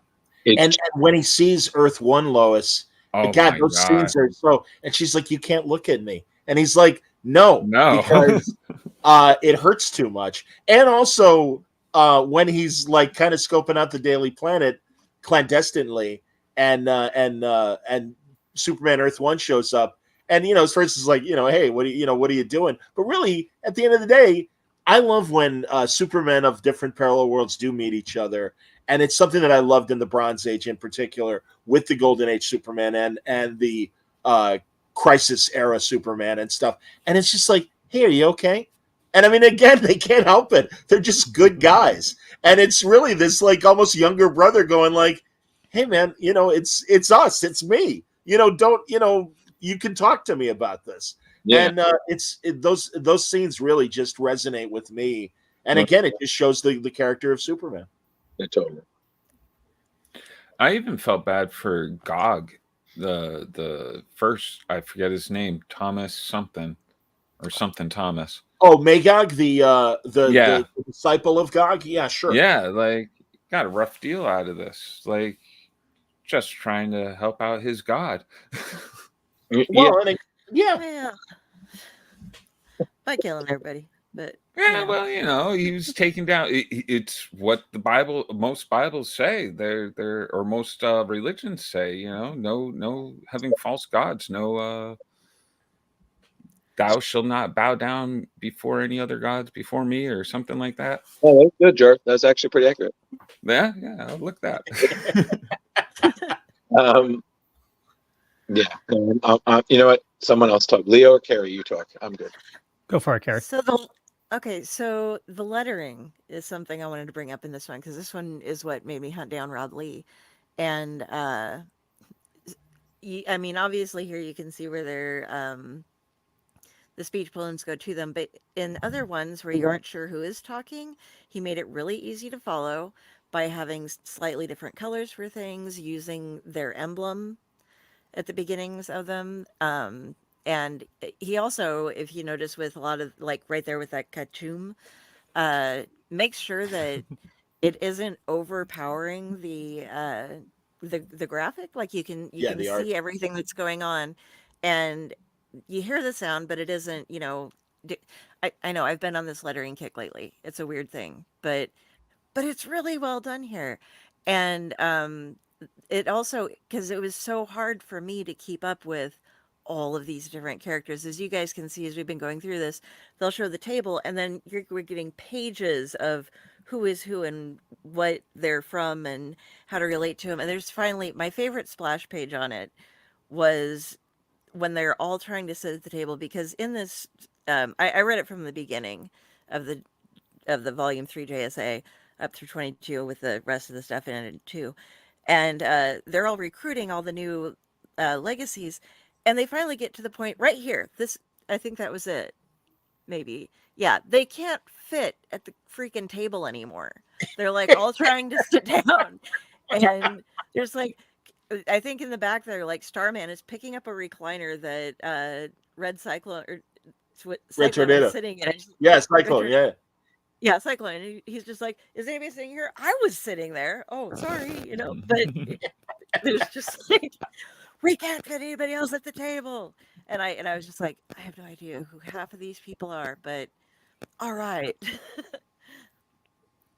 I'm getting into it. They did. Oh, and Cyclone's method of talking, just the 90 miles an hour. I was that girl when I was younger. I could go for hours without being like pausing once or taking a breath. Carrie, I do want to say I would not be surprised if you did have somebody make a harness for a monkey so it could fly. Like that's right up your alley. Like, you know, I mean, if I was gonna have a monkey, then I would need to be a flying monkey. Oh my God! Yes, they definitely needed a TARDIS to fit them all because totally true. Like some of those battle scenes, I was like, how? I was like, my God, this artist is fantastic. I can't even draw one of these people, much less an. Oh, for real! And it's not like they cheated on any of them. You got full facial features on every single character. It was just like, holy crap! Even though some of them are wearing full masks, there was different facial identifications and stuff. 100%, man. Absolutely. I also love, forgive me because I want to know what Leo thinks, but I love that there would be interludes where, all right, we have a problem that we can't solve. Let's pull in another JSA member. And when Sand shows up, that's a great little mini story. Or certainly Dr. Midnight being the kind of forensic expert and can really get down to the bottom of this stuff. And that was always a hallmark of this JSA run, which I always thought was great. And it's like, all right, we need somebody that specifically can solve this problem. Let's get X. And it was great. And again, Sand, for being only in a handful of pages and stuff, has a complete story arc of, him having restless sleep, and Gog giving him the ability to soundly sleep. And I love Ma Hunko, by the way, the original Red Tornado. I love her too. And it's like, Sad, sleep. You need this. This is good. And she had a great story, which was funny enough. It was actually, I believe, Christmas related. In Jeff's run in the 1999, the early 2000s, I was just like, dude, like what Jeff Johns gets that the heart of JSA is always legacy. Yes, history. You have these characters who are just as still prevalent in the past as they are in now the present / their future. So, well, and also that's DC. And when the New 52 happened, I'm like, I'm all for new ideas and new things, but they threw away the legacy.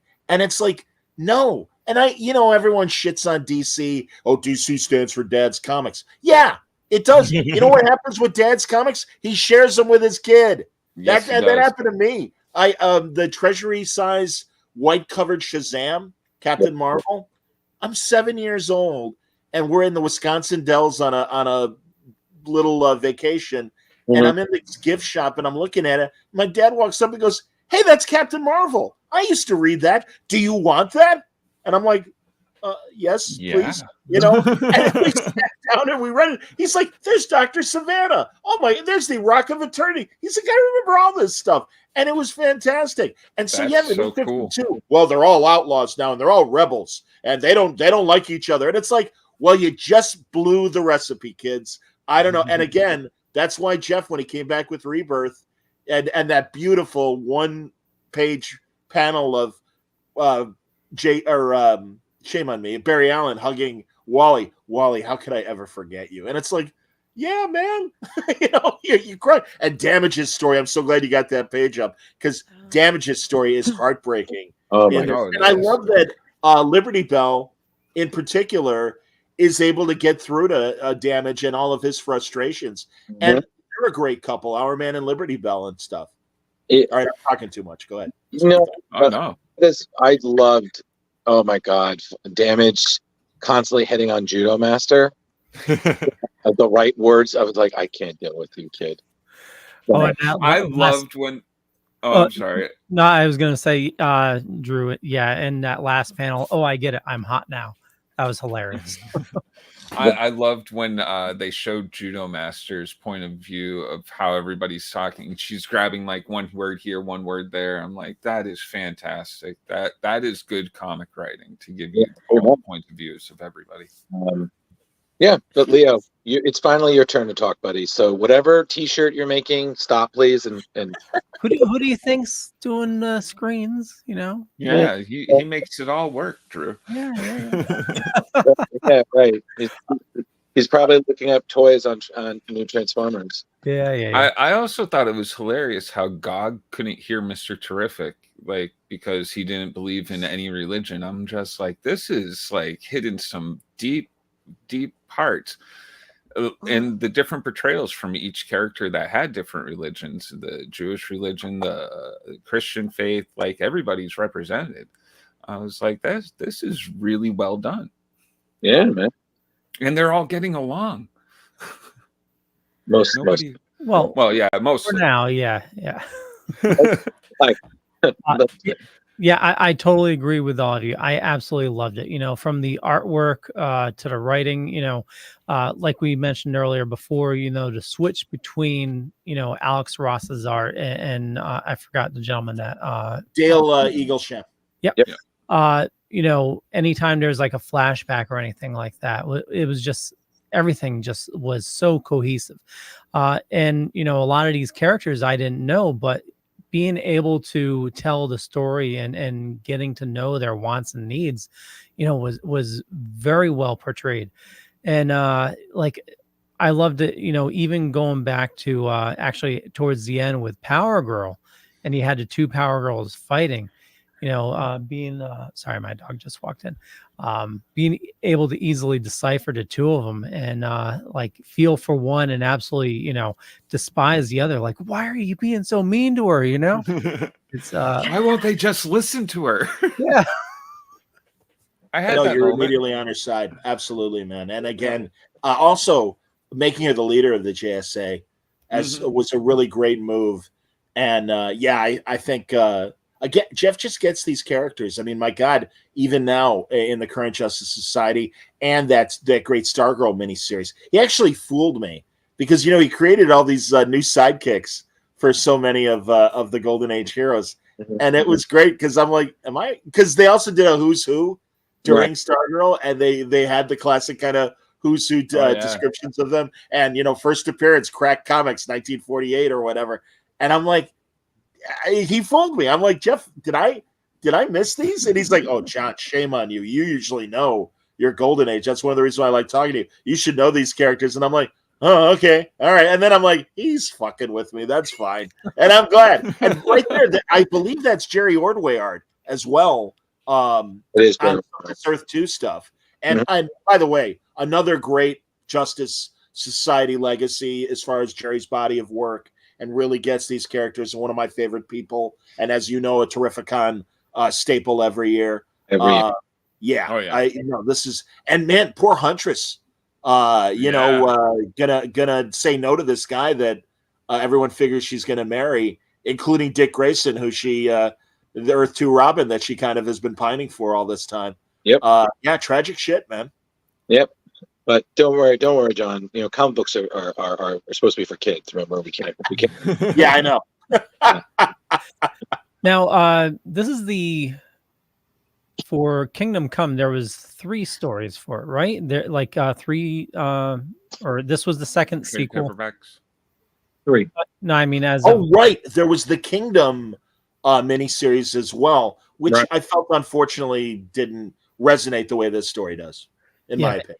And in my research, I didn't realize Injustice is also Earth 22. I didn't realize that was the same Earth. I didn't realize that either. Wow. Yeah, because I did the same rating you did, I think. Yeah, they were according to the DC Wiki. They said Earth 22. Well, you also have to remember, Leo, is that a lot of times they keep reshifting universes. So that's true. Yeah. Yes. So it was Earth 22. This was Earth 22 then. But when they reorganized Earths, I think after like Crisis or anything about restructuring the multiverse, like Rebirth and stuff, they always rename and renumber because again, they want to get to the 52 Earths. Yeah. Right.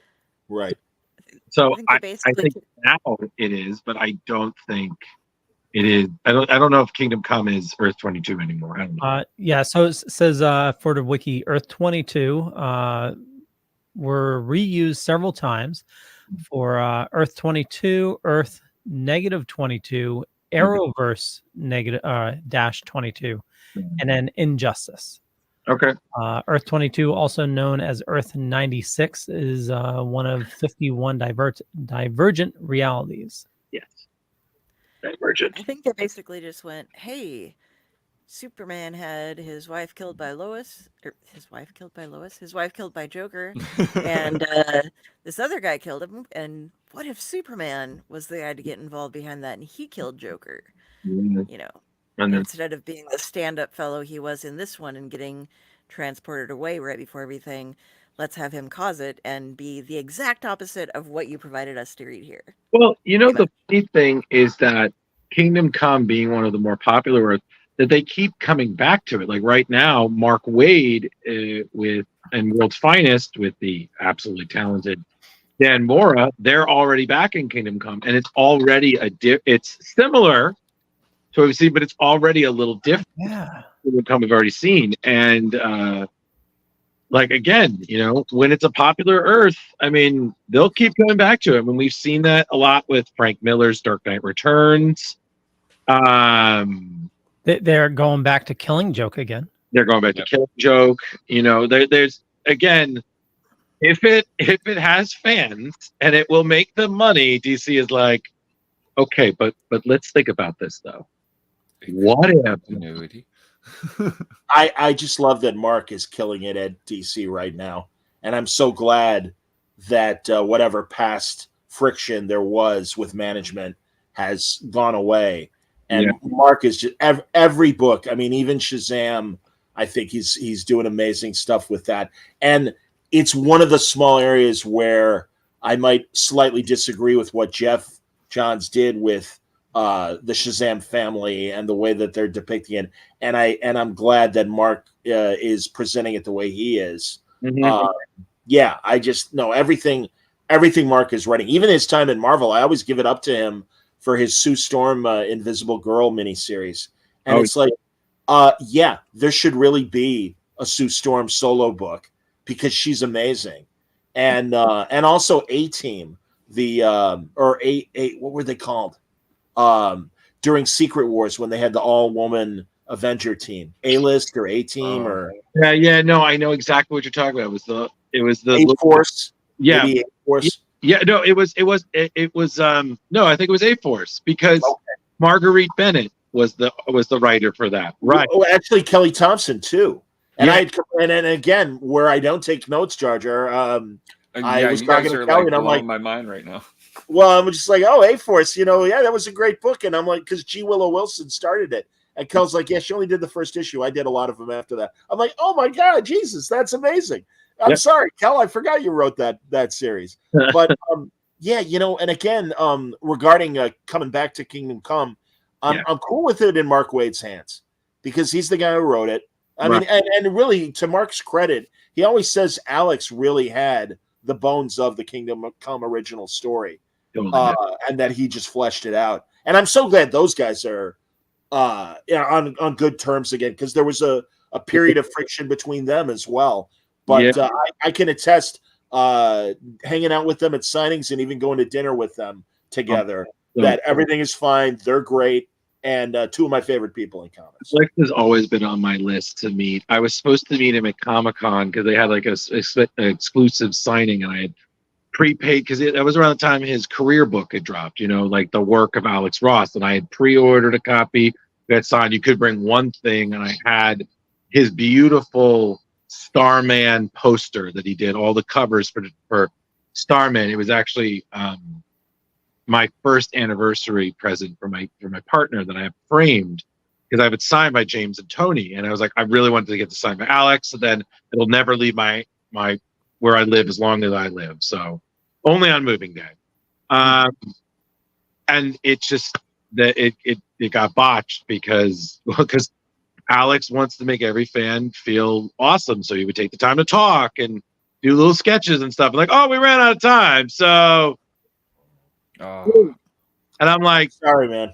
Yeah, exactly. And I'm just like, oh man, like that's our goal. Then I'm gonna talk to Mitch when he's asking what creators we need for Terrificon. I'm gonna be like, get Alex Ross. It's tough because God bless him.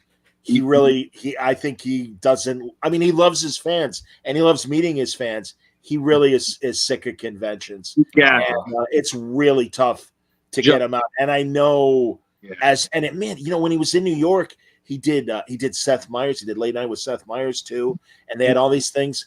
And truly, I think, unfortunately, it was just too much for him. Some creators. God, I always say, being in radio and stuff, and depending on what cities you guys are in, the Chicago Auto Show was always in radio. This like all the regular 5-day-a-week broadcasters nobody wanted to do it because it was such a pain in the ass. And I always say about conventions, when it gets like the auto show, it's time to stop going to conventions. Thankfully, it has not gotten to that point for me. I am in love with every convention I go to. I'm a kid in the candy store and just smiling for 3 days. My face hurts from constantly smiling and stuff, and the good time that I always have. So yeah, I know that Mitch would love to have Alex at the show. But that's a tall order. That's a tall order. And John, I agree with you. I have to actually credit Splash Pages because for a while I was kind of starting to feel that burned out. Because again, especially now with how expensive it is to get your autographs, like buddy, like what is the end goal? It's not like it used to be. Dime. And now when we're at a con, I'm like, okay, we're gonna get all the interviews, we're gonna get all the publicity, we're just gonna Leo is gonna forget how to sleep. He is just going to be editing interviews, glued to his seat. IV for food. Let's go. And by God, poor Carrie has to poor Carrie and Jar. They just have to deal with me doing the thing. Like, no, I Jar. loved it. Yeah, You were on fire, man. Jar, like Jar equated to do is like it was like watching somebody pitch a no hitter. It's like, why am I going to interrupt this? Like, it really, like when you're seeing somebody in their zone, you don't step in the way. You go, hold on, man, let this flow. If it burns out, then we'll jump in. But otherwise, let it go. I'm with you, man. That's why Carrie kept running back to get water. It was like, he's got to stay hydrated. He just keeps. He's on his 6th straight interview, and Leo just did oh, cool, all right, nice, good stuff. All right, we'll go to the next panel now. But okay, great. That's awesome. No, I hear you, man. It's great. It's a good feeling, and yeah. Have you done San Diego? Yeah, I haven't for the last 2018 is the last time I think I went. And I'll get back. I'm fortunate, and God, I hope this doesn't come off like, well, aren't I special? But I've gone to enough conventions, and also doing this for 18 years. Mm-hmm. I don't need to do San Diego as often as I have. And frankly, I was doing it when I had a full-time job and could afford San Diego because you're dropping a couple grand. Oh, yeah. I mean, I always call it really expensive summer camp. Because hey, it's all my out-of-town friends, and we're all together, and isn't this awesome? And it's just like, yeah, here's more money, here's more money. And I'm eating at Subway, I'm eating at the cheapest places I can, or taking advantage of the free buffets or whatever. God, there's a great bodega that's just it's over the tracks from the convention center, and it's something like Cinema or whatever is the name of the bodega, and they make fresh sandwiches every day, and they're reasonably priced. And my buddies, Art Baltazar and Franco, the Tiny Titans guys. Yeah, we love they're set up in small press and everything. And I would just go on lunch runs and run over there and get them sandwiches because they were these gigantic deli sandwiches that absolutely would fill you up, but weren't going to break the bank.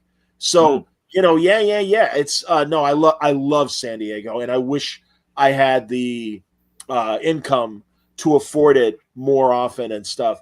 But it's great. And I went consistently from like 2006 to 2018, not missing that many years in between. Mm-hmm. And you network, you meet people, and there are certain creators that only do either New York or San Diego. And I'll even say, as much as I enjoy being inside, New York, ever since they merged it with the anime convention, it's like it was already plenty crowded when it was 2 shows. What are you doing, Reed? Why did you merge these shows? Because I don't know if you guys know the great silent sci-fi movie Metropolis, and you see the workers all kind of shuffle in, and there's no room to breathe. That's how it is when you're trying to get from Artist Alley to the panel rooms or whatever, and it's just this sea of people, and you can't. I remember I'm coming one way, and DiDio is coming the other way. Dan DiDio from DC, and he's got this like completely frustrated, angry look on his face. And I'm like, I feel you, Dan. And he's like, oh, hey, John. He goes, yeah, this sucks. And I'm like, yeah. And we keep going and stuff. No, it's so, and that's the great thing about San Diego because it takes over the entire town. I always tell people that are going to travel during then, but they're like, oh, I can't get tickets. Is it still worth going to? I'm like, yes, because there's so much cool stuff happening outside the convention area that you're going to have a great time and your kids are going to have a great time. So don't worry. It's wonderful. So yeah, I love San Diego. It's great. No, but yeah, thankfully I think, I've gone enough that, hopefully I'll be back. Hopefully. I've done New York. I got to do San Diego once myself just to check them out. Conventions of that size scare the crap out of me though. What scares you? Cons of that size. After I went to New York Comic-Con, I don't even know, maybe 2012. And my God, even back then it was, as you're saying, you're shuffling through it got worse. It did get worse, unfortunately. Yeah. In San Diego, it's better and you can breathe a bit more. And it's wonderful though, because what I love about San Diego in particular, there are people there for anime, there are people there for manga, there are people there for all these other things, and we're all in the same place having completely different convention experiences. But I always yell at my fellow podcasters who are like, well, you know, San Diego isn't about comics anymore. Bullshit. I always pull out the like dictionary or phone book sized program for the 5 days, and it's like every day there is at least a dozen, if not more, specifically comic book panels. I'm like, you're just not. I'm like, if your coverage of San Diego is only what you get from the big news outlets, they're going to focus on Hall H. They're going to focus on the TV and movie stuff. But the actual attendees, it's what you make of it, and you will have an incredibly great comic book experience. Agreed. Drew gets us tons of news from San Diego, New York, all those. Yeah, that's a tall order. But I think, like I said, it's just in the end, it's all about just reading a good story. And so just reading Kingdom Come, the last issue. Oh, way to bring it back around. Yeah, well, because Jar, we're almost at 2 hours and we got to wrap this. Yeah, I'm so sorry, guys. I'm sure I'm making it too long. I apologize. Oh no, no. We normally run this long. Yeah. Okay, good. So I'm glad you're bringing it back, though. Yeah, please, Drew. That ending, to me, I was like, wow, this is the best way to end the story, and it's still like just the way it was ended. I was like, wow, what a Superman way to go. And I like thinking about it, I was like, wow. And then of course Leo, as it said. Oh yeah, thank you. Cool. Thanks, Comic Bench. Bench. Absolutely. I'm glad the everybody here is getting a new subscriber. That's wonderful. Yeah, we definitely won't let you down until 2 episodes in. I gotta look up your Dick Tracy episode. I love Dick Tracy. Yeah, but that was a great episode. But no, you're right, man. Those final Alex Ross images of 5 years later, 10 years later, 50 years later, 100 years later, 1,000 years later, and as we know from 1 Million DC, Superman lives on. And that's just like I loved in the original Kingdom Come. It wasn't in the 4 issues, but when you get the graphic novel, you get that after scene of them at Planet Krypton, like Planet Hollywood. Yeah, and they're all having dinner. And I always give it up to Mark because I love when they're just kind of kibitzing and just talking. It's Diana, Bruce, and Clark, and Clark goes, "Hey, how's Luther doing?" And he goes, "I caught him trying to sneak into the Batcave and hack into the computer." And he goes, "He says hello." And Clark's like, "Really?" And Bruce's like, "No." And it's like, again, it's like, because Clark wants to believe that there's good in everybody, and maybe there's a chance, Luther and I can be friends again. Bruce is like, "No, dumbass. Here's reality. He hates you, and he will always hate you." And that's Clark and Bruce. That's the difference. Absolutely. It's so funny you bring that up because 2 of my friends, my friend and her husband, they used Kingdom Come. They cosplayed as Diana and Clark from that to announce their pregnancy. Wow. And I guys, I will send you the image. It is the coolest. I said, that is one of the best pregnancy announcements I've ever seen. She was, and they were dressed as it, and I was like, wow. And it's funny because my friend, she was always like, I was trying to get my husband to cosplay. And I'm like, perfect. You're good. Don't do anything else. Nothing can top this. And that panel in Thy Kingdom Come, where the 3 of them are playing with the children. Mm-hmm. And the one kid's floating in the air, and Diana's basically saying "get down" or whatever, and Bruce is holding a baby, and Superman has 2 kids climbing on him and stuff. It's like there's the heart, man. There's the heart part of Kingdom Come. Yeah, these Jeff, Alex, Dale, Jerry Ordway, these guys get it. Absolutely, and it's just again what they get to. It's just about a great collaboration. You have some great story. Great art. Everybody plays the part. Everything is just great, and it's just, it's such a great story. And then on top of it, again, it's been so long since I've read this. The Commandi, the Earth. Oh, Last Boy on Earth, absolutely. With the way the Statue of Liberty. Yeah. Sure. Wow, what a great homage, and it's one image. Do we know who is buried, whose funeral it is there after the kid panel? I think that's Batman. Oh, okay, and that would make sense. That and makes it's sense. Yeah. 20 years later. Sure, that's likely. Yeah, and no, you're right. And I didn't even make the Commandy connection with No, that I 200 didn't years either. later panel. That's fantastic. Yeah, and then So like one other thing that I loved, Superman meeting Norm McRae, but it's not his. It's our world. It's the same guy. And he was just like, yeah, I was like, okay. And he's just like, yeah, I know who you are. You see me as like he's seeking solace in this person who plays, as we know, Norm McRae is us. He's the everyman. it's the point of view, yes. Yeah. And it's just like, dude, like, And yeah. also that you likely know that Norman is based on Alex's father, Yes. which is cool. And Alex's dad was a Chicago minister and everything. Mhm.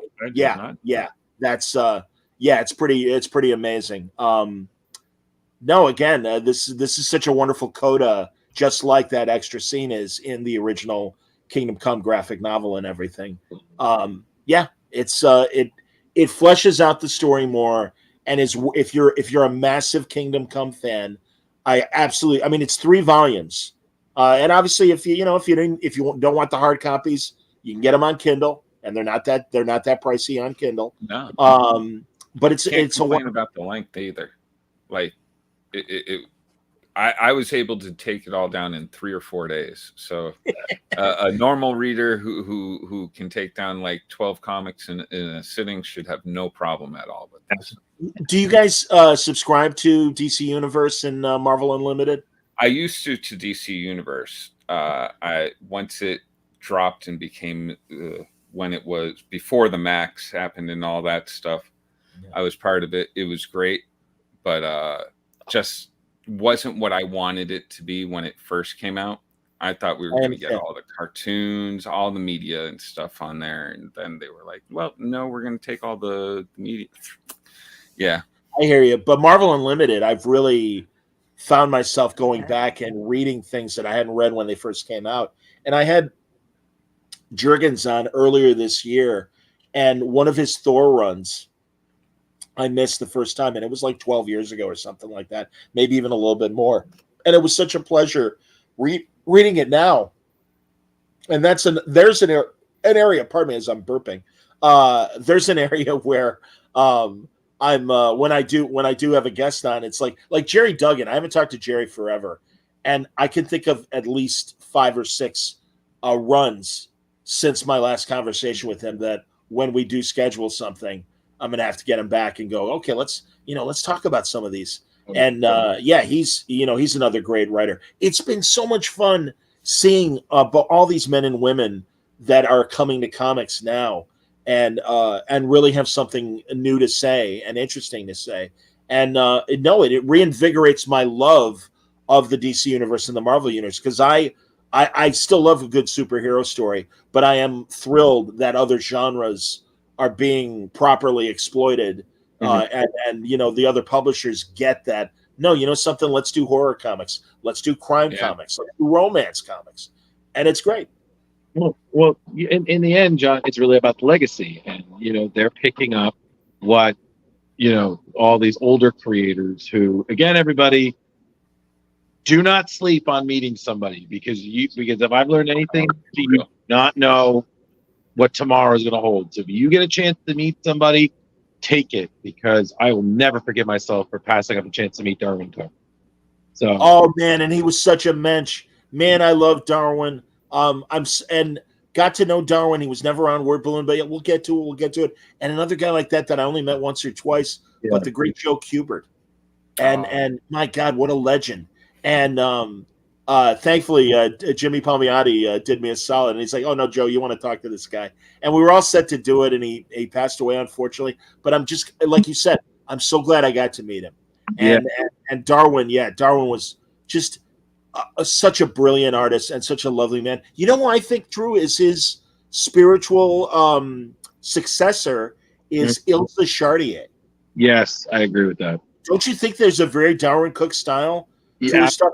Absolutely, it's got cartoony detail. Absolutely, and she is self-taught and this brilliant woman.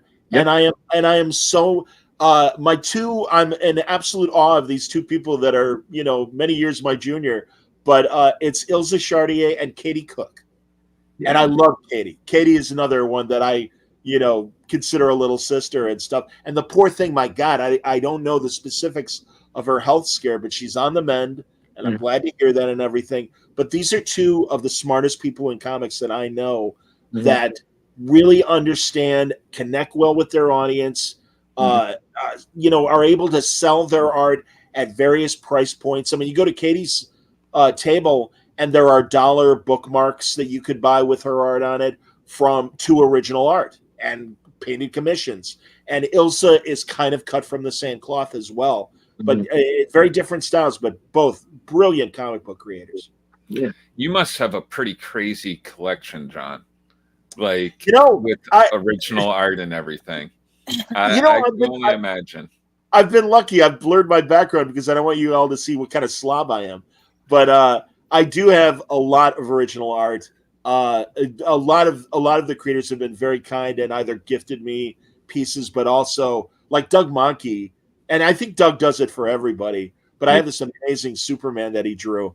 And I'm like, okay, how much? And he's like, $20. I'm like, $20? Oh my it's gonna God. be at least a couple $100. Yeah, man. But that's Doug. That's the mensch that Doug is. And also, I did get a lot of my original art before the prices got nuts. Yeah. Because like I'm looking right now on my wall, I've got a Gene Colan blade that he drew entirely in pencil, and it was under $100. And today it would easily be, several hundred, if not $1,000. Or I have a Tony DeZuniga Jonah Hex that I got at WonderCon in 2009. Sweet. And are we going on tour, Drew? So just keep talking, John. No problem, buddy. It's all good, man. Yeah. But I mean, I'm looking at my wall right now, and I've got a Tone Rodriguez Snake Plissken. I have a David Mack silkscreen that he did of Daredevil. I have a Bill Reinhold. This is one of my favorite pieces. It's a classic Nick Fury. It's not Samuel L., but it's great templed Nick Fury. Oh, and man. He asked me because he did an Earth X. He inked a lot of Dougie Brathwaite stuff in Marvel in the early 2000s, and I know he solo did a Nick Fury Earth X one shot. And I said, draw Nick Fury for me, and he goes, do you want young Nick Fury in the action suit, or do you want old man Fury? I'm like, I want old man Fury in the action suit to show that he can still do it if he needs to. And it's this it looks very Matrixy. He's got two guns in his hands and he's shooting. And he goes, I threw a trench coat on him. I hope that's okay. I'm like, it's fine. And it's truly one of my prized possessions. So, and I have my buddy Tom Gianni, Gary Gianni's brother, a beautiful shadow that is a classic 40s looking shadow and stuff. But oh my God, Alex Savick, Gabe Hardman, Chris Somney. I'm looking at my walls right now. Norm Brayfogle. I have a Batman that he accidentally smudged a bat because he was using he had a wet index finger and he accidentally smudged one of the bats. And because I came to him, I'm like, I've never seen you draw Superman. He goes, well, I haven't professionally, but I've done commissions. And I'm like, give me Superman reacting to kryptonite. So that I have that on my wall, but I also have this great Batman. And he's like, I kind of fucked up this one little bat. He goes, I'll give it to you for $40. I'm like, sold. So that was fantastic. So yeah, the great Norm Brayfogle, whose art was so beautiful. Oh, I miss those kind of prices, John. Like I have a watercolor done by Neil Adams that he gave to my son. Oh my God. Gave it. That's amazing. I was sitting there going like, dude, what are you doing? I don't have the money for that. He's like, it's for the kid. I was like, holy shit. Was it like 5x7? How big was it? Yeah, it's a little 5x7. Hold on, I can see if I can. 3x5? Because man, like you do sketch cards, and it's like I got this whole little autograph book from Disney World. Here it is, if I can get the light to hit it just right. Wow! Oh my God, that's amazing. Jesus, that's fantastic. He just popped it out of nowhere. And did it in like I don't know, maybe 2 minutes, 3 minutes. Yes. I'm sitting there. I'm like, he's coloring it too. What are you doing? Stop. I have. They were kind of mass produced, and I asked him about it. One San Diego, he had a bunch of Lightbox head sketches, and he had Superman and he had Batman. A couple different poses on Superman, pretty much the same pose on Batman. And I'm like, Neil, forgive me, because again, you had to, as you know, Jar Jar, you had to kind of kid glove Neil and not insult him or offend him or Very whatever. much so. And I'm like, Neil, forgive me, I don't mean to. I go, these are amazing, but did you Lightbox these? He said, I did. So obviously they were based on some sketch that he sketched over, but he said, I swear to you, every line on this is me. And it was only like $100 or $150, something like that. Wow. And my good friend Wayne Mousseau, who's a hardcore art collector and high-end art collector because he can afford it. And I'm like, Wayne, it's $150 for these Neil Adams. I go, is it worth it? And he goes, yes, get it. And my big regret, Drew, was I met Jerry Robinson at a San Diego, and it was his last. And he was selling sketches for $100, and I just didn't have the money. What? I couldn't do it. And I'm like, yeah. gotten a Jerry Robinson, the man who created the Joker, the man who, was the first Robin artist and stuff. I mean, so important to the Batman mythos. And he was this lovely man. He was amazing. But I'm like, I could have had a Jerry Robinson if I just had a little bit more money. Yeah, I get it. Well, John, we're coming up on our time. So thank you so much for coming. We really do appreciate it. And before we do, what's the best way for people to find you, interact with you? We have your social media links and everything on, but we like to hear it from the source. So no, I appreciate it, man. No, thanks, guys. And again, really, great conversation. I really appreciate you guys having me on. Wordballoon.com. I post all my videos and all my audio there. I use Spreaker as my podcast audio platform. And of course, I have my Word Balloon YouTube channel as well. But I'm on Blue Sky. I'm still on X. Fuck you, Elon. And thank you for ruining what was my favorite social media platform. And I'm like, I was here before him. Fuck him. I'm staying until he makes us pay for it. So, thanks, man. Thank you very much, Captain's Log. That's very lovely. I appreciate that. So those are the social media places to find me. Blue Sky, Facebook, under my name, John Siuntres, and also the Word Balloon Podcast. I'm on Instagram.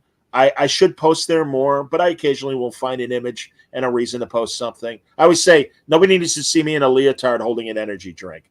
So why would I be on Instagram? And I kind of feel that way about TikTok, too. It's like, no, that's for the kids. I'm like, nobody needs, although I don't know if you guys do micro content. Yeah. Where you'll do, I got to do that. And again, I'm a one-man band, but still, it's like, that's the way to lead people to your show and get more people and stuff. So, I got to get better. We just recently started doing it probably a few months ago, and it really has been, Leo is bringing in new subscribers every day because of it. So fantastic. I would definitely. Yeah. And the great thing is, thanks, Captain's Log. I'd be happy. Thank you. She says they want, they want me on TikTok. All right. I'll talk to the Chinese and maybe I'll make it happen. just tell stories on TikTok and just be, you'll be the historian, Yeah.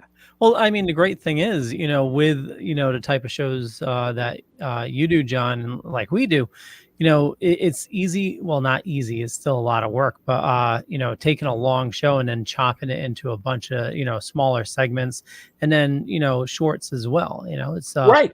Yeah. Right. No, and you're right. And really don't focus on me, focus on my guest.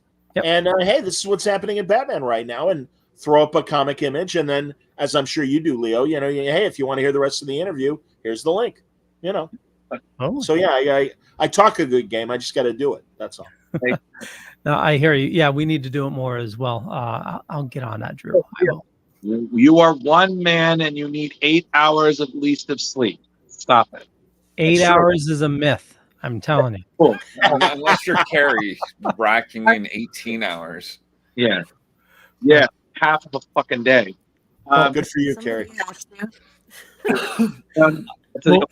We'll wrap it up. John, stay with us until we close out. I want to thank everybody for watching this fine evening. Definitely, check the show notes up above or down below, depending on where you're watching or listening to us. I got a ton of links for John right there. Go check out his blog, go check out his YouTube, his podcast, subscribe to everything. Everything. Yeah, and for me, just Google me. You'll find a bunch of stuff. Could be true, could be not. I'm not going to say which is which, but I run the Dorkening Podcast Network. Head on over to thedorkening.com and you can learn more there. And, we do a bunch of different shows during the week, but make sure you check out our Splash Pages YouTube page as we're putting content, new content up all the time. And we'll kick it over to Jar Jar. Hey, come check me out over on Facebook, Jeremy Courtney, and come check out Comic Book Lovers Buy, Sell, Trade, and Auction House on Facebook as well, where you can buy, sell it, and trade with 24,000 other friends of yours. That's about it. Awesome. Carrie. Hey, yes, I am a special person. I think I'm the only person who uses their Fitbit to track how much sleep they get instead of how many steps they get in, and I get many more minutes than I do steps. So, but it always says like, "Good job, you did it. You slept for 14 hours." You're an animal. Yeah. So when I'm not in bed, you can find me either here on Splash Pages on the Dorkening, sometimes other things on the Dorkening, and you can find me on the Owlite Network where we talk storytelling and all different kinds of storytelling. And we have some news coming up from that too. But just look up Carrie Sanders on Facebook. All my links are there. And you can just click on them. You can find my stuff. You can read my books. You can do whatever. And most likely Jenny will actually respond unless you go directly to my name, because I don't social media well. She does it all for me. That's me. Over to the Drew. Oh, sorry. We had a great time tonight. A lot of fun, a lot of good laughs. It was a wonderful time. By God, shut up, Liam. Yes, you can find me on Facebook. I'm pretty existent there. I'm also on the Instagram. I do things. I'm places. I'm really tired. But it's always here. And I don't really have anything else to say because we just had 2 hours of great fun. And I just spent the entire time admiring John's hair, because when he understands and agrees with you, it bobs with him. And I was just like, oh God, that's unfair. But seriously though, thank you for staying with us. We know that there probably was something else you should have been doing, but we're glad you chose to be with us. But we are not responsible for anything beyond that. With that, we'll catch you later. Well, before we do, everybody, before you do, everybody, side note, next week we have the great art extraordinaire Tony Harris is coming on the show. Super pumped. We're going to be going over the first story arc of Starman that he did with James Robinson in the 90s, and the first story arc of Ex Machina that he did with Brian K. Vaughan in the early 2000s. Two great series that I'm sure you're going to love. We're going to love talking about it. Do your research now. Have your questions ready, and you could get cursed out by Tony. No promises. Yeah. That's the likelihood. Yes. But thank you so much for staying with us, everybody. Please subscribe if you're new. Stay subscribed if you aren't. We love you. Go the fuck to sleep. Thanks for joining us. Bye. Bye.